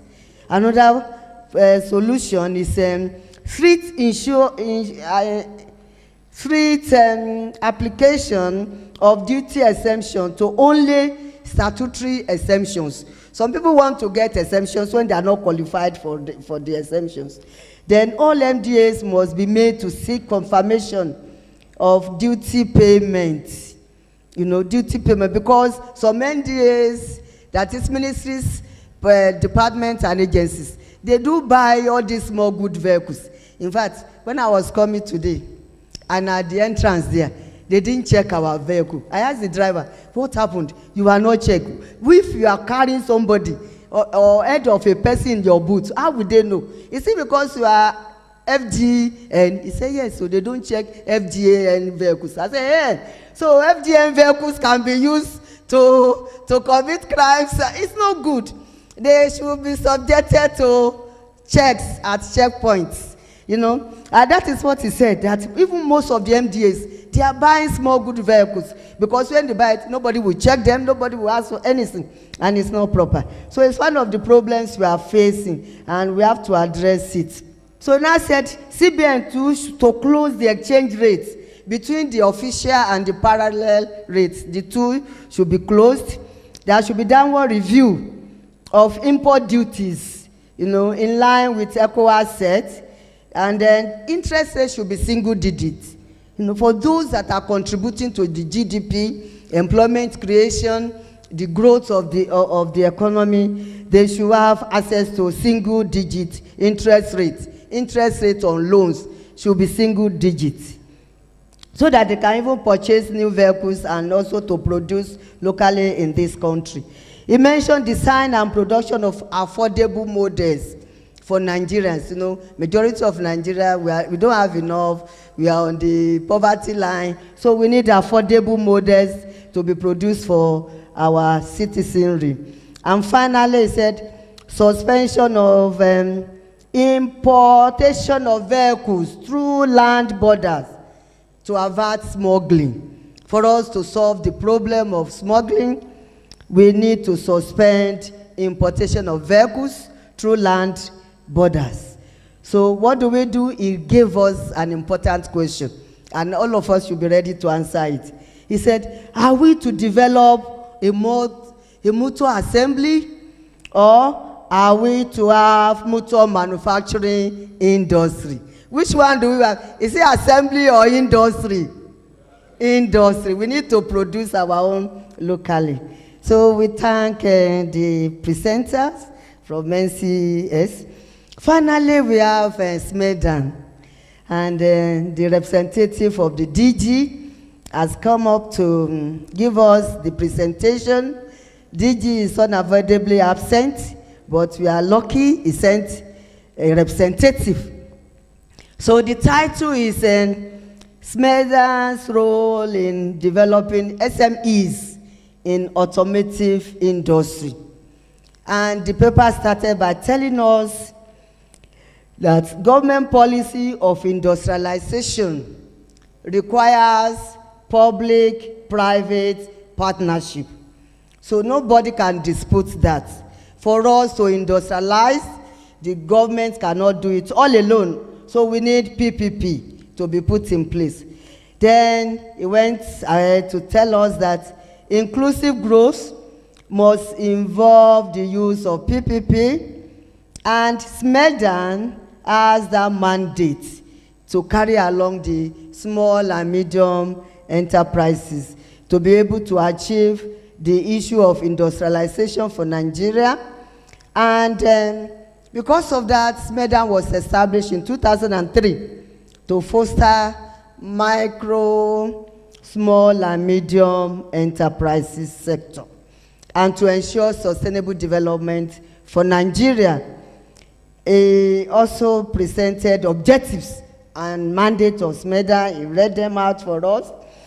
And Smedan has done a lot over the years. You know, 2005, 2006, Smedan commissioned a cluster study, you know, that covered all these automotive industry, those in Inewi, those in Lagos and Kaduna.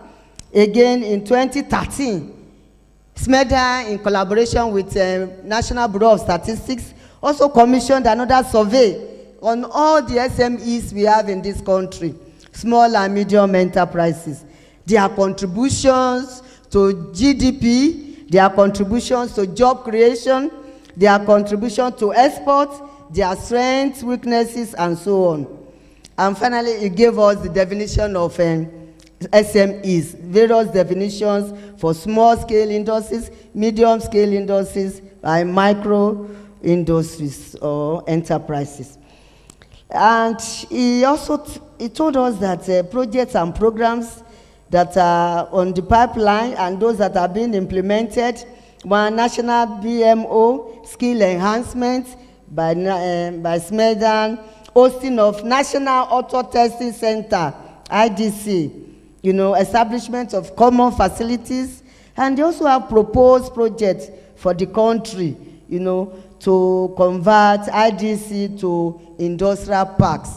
So the Smedan has a lot in stock for Nigeria concerning the SMEs, using SMEs to contribute to national development. However, they have a lot of problems. One is low technical and vocational capacities, unfriendly environment, again, like any other presenter, over-dependence on imported technologies, insufficient data. You know, for today, if you ask how many of these we have, hardly do we get statistics. Attitude of the manpower, infrastructural challenges, energy shortage, and poor state of our training institutions where people can acquire skills and vocational skills.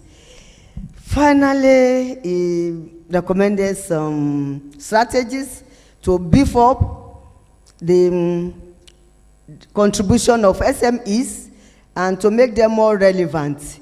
So he said the government should sponsor and finance the SMEs, make funds available to them, because they are the engine of growth.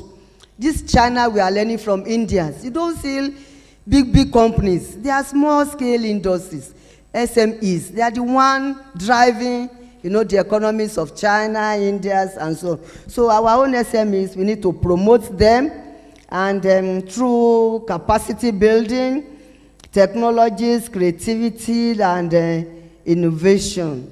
So those are what we have from all the 4 presenters.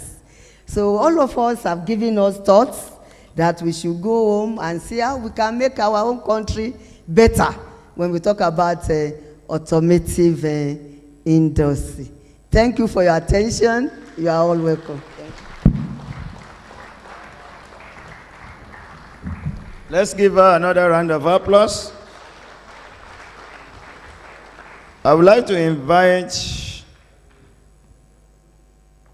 Dr. Isa Mohammed to come forward and give us the draft communique. Dr. Isa is a PhD in economics. He had BSc in economics, MSc banking, MSc economics, PhD economics, the head of department of University of Abuja. He has several membership, is a member of several professional bodies, and his working experiences, and he has so many papers written to his honor. So he is an associate professor. Dr. Isa, you are welcome. I wish to say that this workshop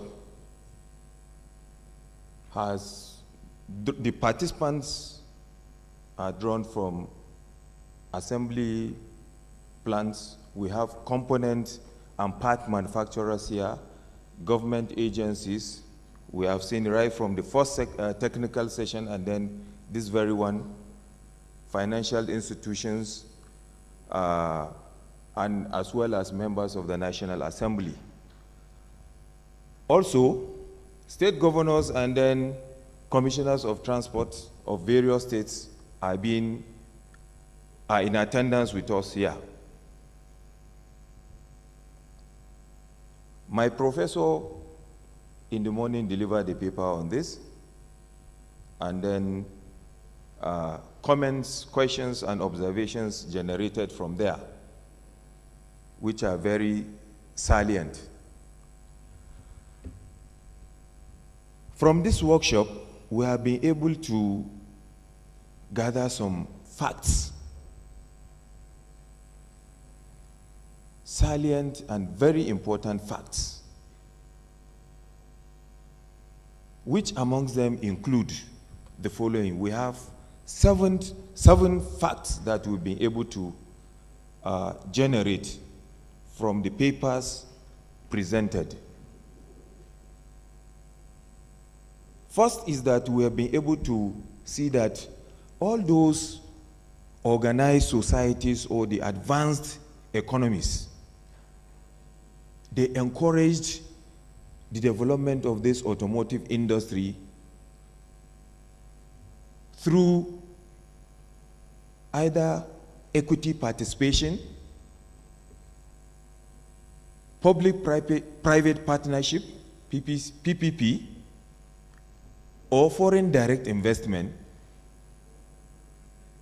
or the establishment of automotive fund, and then joint venture agreements which involve equity partnership also.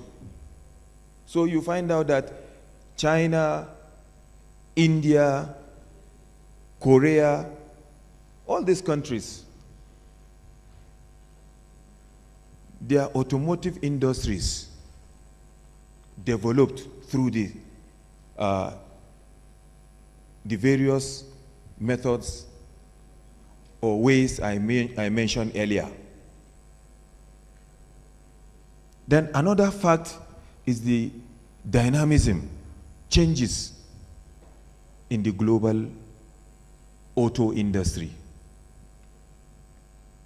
you find out that most nations now, countries are re-strategizing in order to be in the forefront of competition. We all know the competition that is there in the automobile industry, mostly between the major manufacturers, GM, Benz, Toyota, and Honda.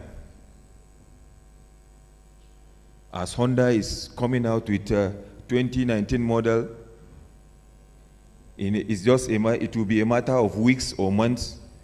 Toyota will come up with theirs. So the issue of every country, manufacturers strategizing, competing globally is there, it's a fact. And we are all slaves to that.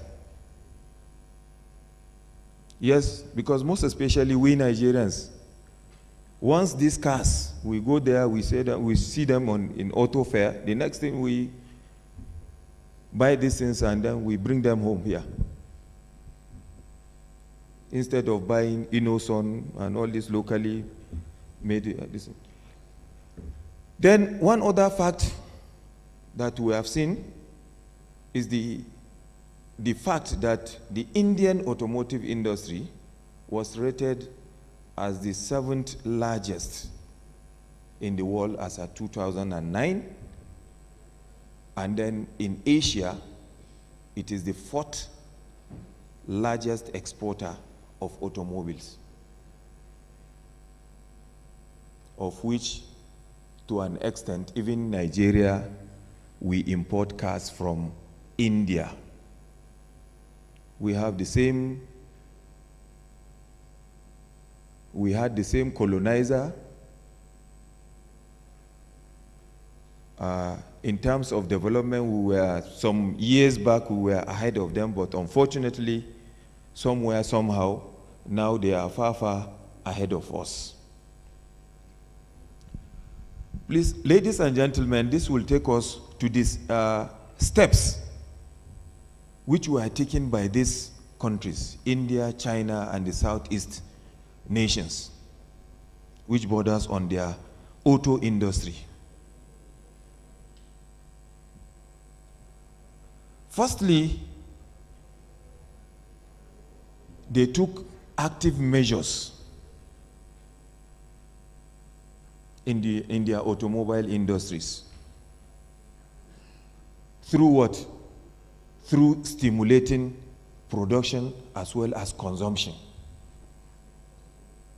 They consume what they produce locally.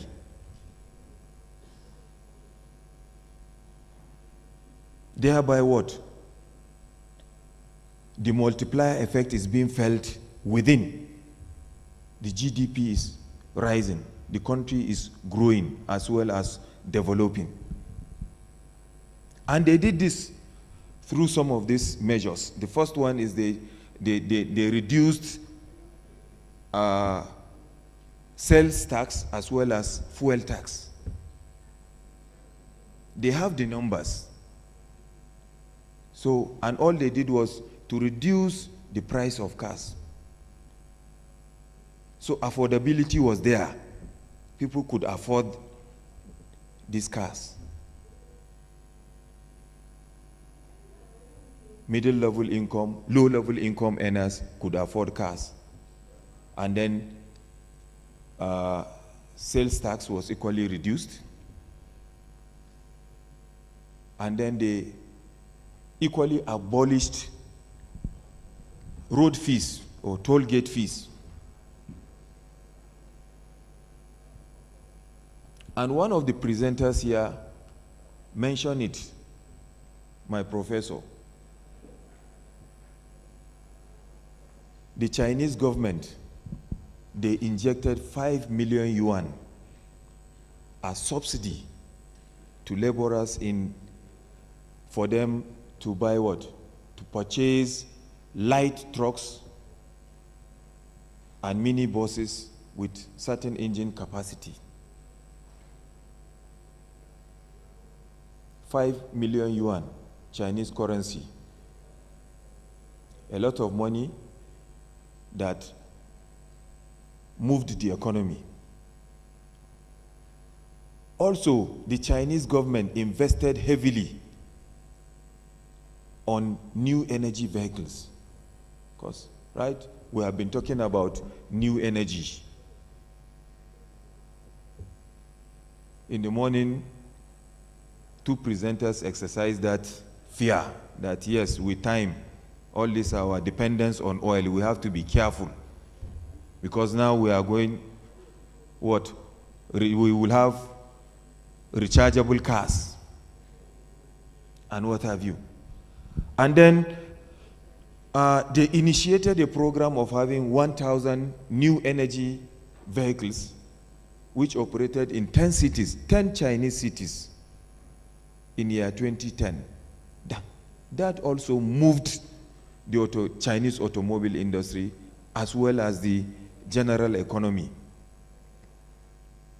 And then above all, the issue of foreign direct investment through PPP, through equity participation. People moved in monies to the Chinese economy. And we all know that, yes, the population is there.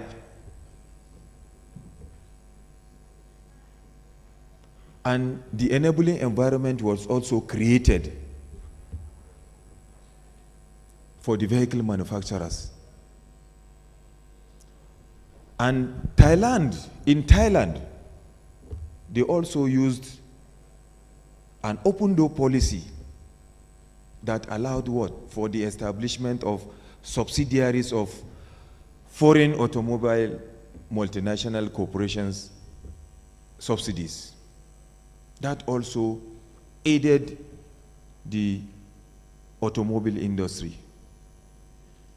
Then that will lead us to some of the challenges facing the automobile industry in Nigeria.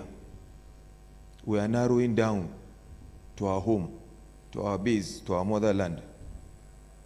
You find out that there is poor policy implementation. Most of the speakers here mentioned that policy somersault. As this government is gone, another one will come.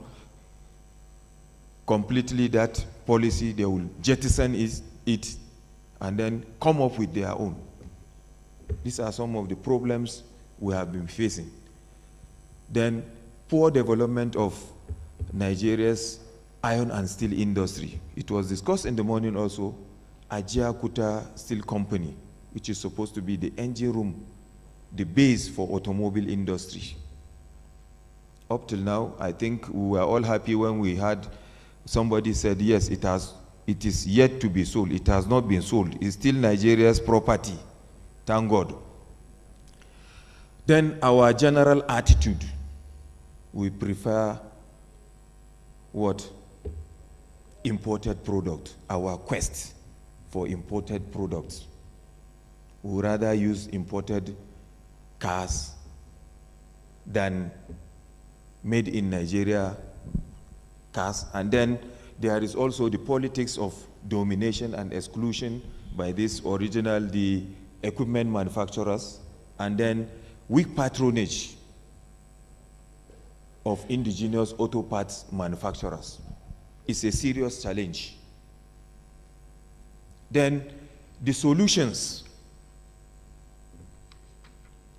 Among the solutions, we said there should be joint venture with the foreign original equipment manufacturers, as well as identification of technology through technology forecasting, road mapping, and then technology intelligence, as well as scanning and monitoring.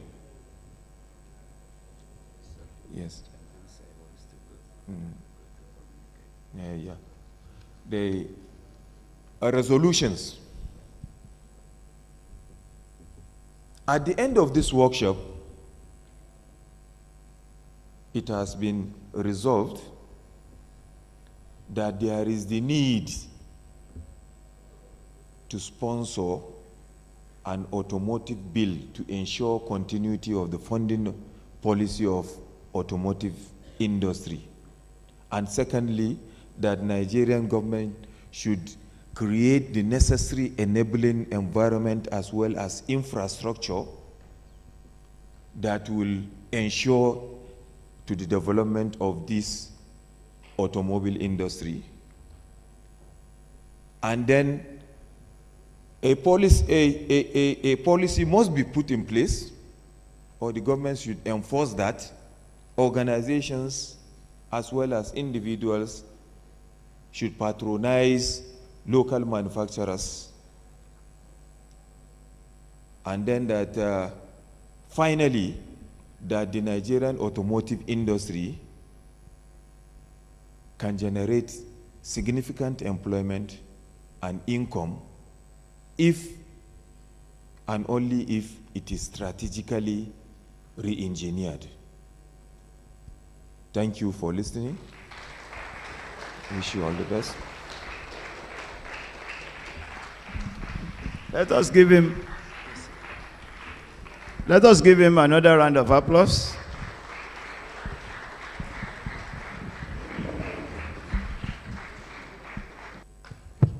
One minute, please. Chairman. Our time is fast spent. Chairman and everyone here present, it's just an effort to thank you for what we have gone through, but to make some comments here. The industry we are here to discuss is a number-related industry. We are talking of figures here. I mean, we are talking of impacting the economy. Now, I want to know, are we here to correct the mistakes of the past made in the auto policy? Because the professor in the morning started by telling us one of the lessons from China, this lesson of saying you protect your industry in the process of developing your automobile industry. This is the case in India. This is the case in China. Even in Brazil, you never can import any new car into Brazil outside those ones produced in the country. Have we learned that lesson? Secondly, we had the gentleman talking to us about the components of the car. He was talking of 2,200 components. It's about 3,000 really. As it is, as a country, we don't have any production of any. What are we doing in that direction? Because we are saying we want to learn from other people. So these are the sort of lessons I think we need to know. Part of the assumptions of the auto policy initially was that we will have our own car at 1.5 million naira. Nobody talks about that. Even if we are going to have a car designed for us, we should have brackets and bands. And so that when we go out of here, we know these are the challenges we are going out with, and that we can have a yardstick to measure ourselves and what we have achieved. Now the customs gentleman said that there's even a problem of definition. I mean, if you give something to someone to guard for you without defining it, whatever is left for you is left for you.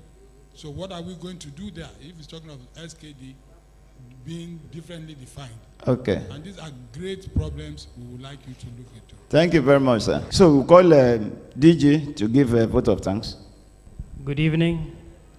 On behalf of the entire Council, NADDC, on behalf of the Governing Board of NADDC, the management of the Council, and entire staff of the Council, I wish to express gratitude and thanks for all of you finding time to be here today at this very important workshop. Express our thanks to the National Assembly, to the Ministry, to all the government agencies that have participated in this workshop and have made presentations, to the various government agencies that are important stakeholders in this industry. Our thanks to all the private stakeholders that are day and night working towards promoting the industry through their production and services. To all relative groups that have contributed to this sector, thank you very much. Also wish to thank David Oyetunji and his team for the great work they have done towards the success of this workshop. I believe that a lot of very important topics have been discussed here. The communique will be released. The papers have been sent to all of you, and like David mentioned, a committee will be constituted that will continue these discussions to find solutions, so it doesn't end here. And I really look forward to the council working closer with customs, with all the agencies, in really getting the right solutions for the betterment of this industry. Thank you very much. Thank you very much. We really appreciate your coming.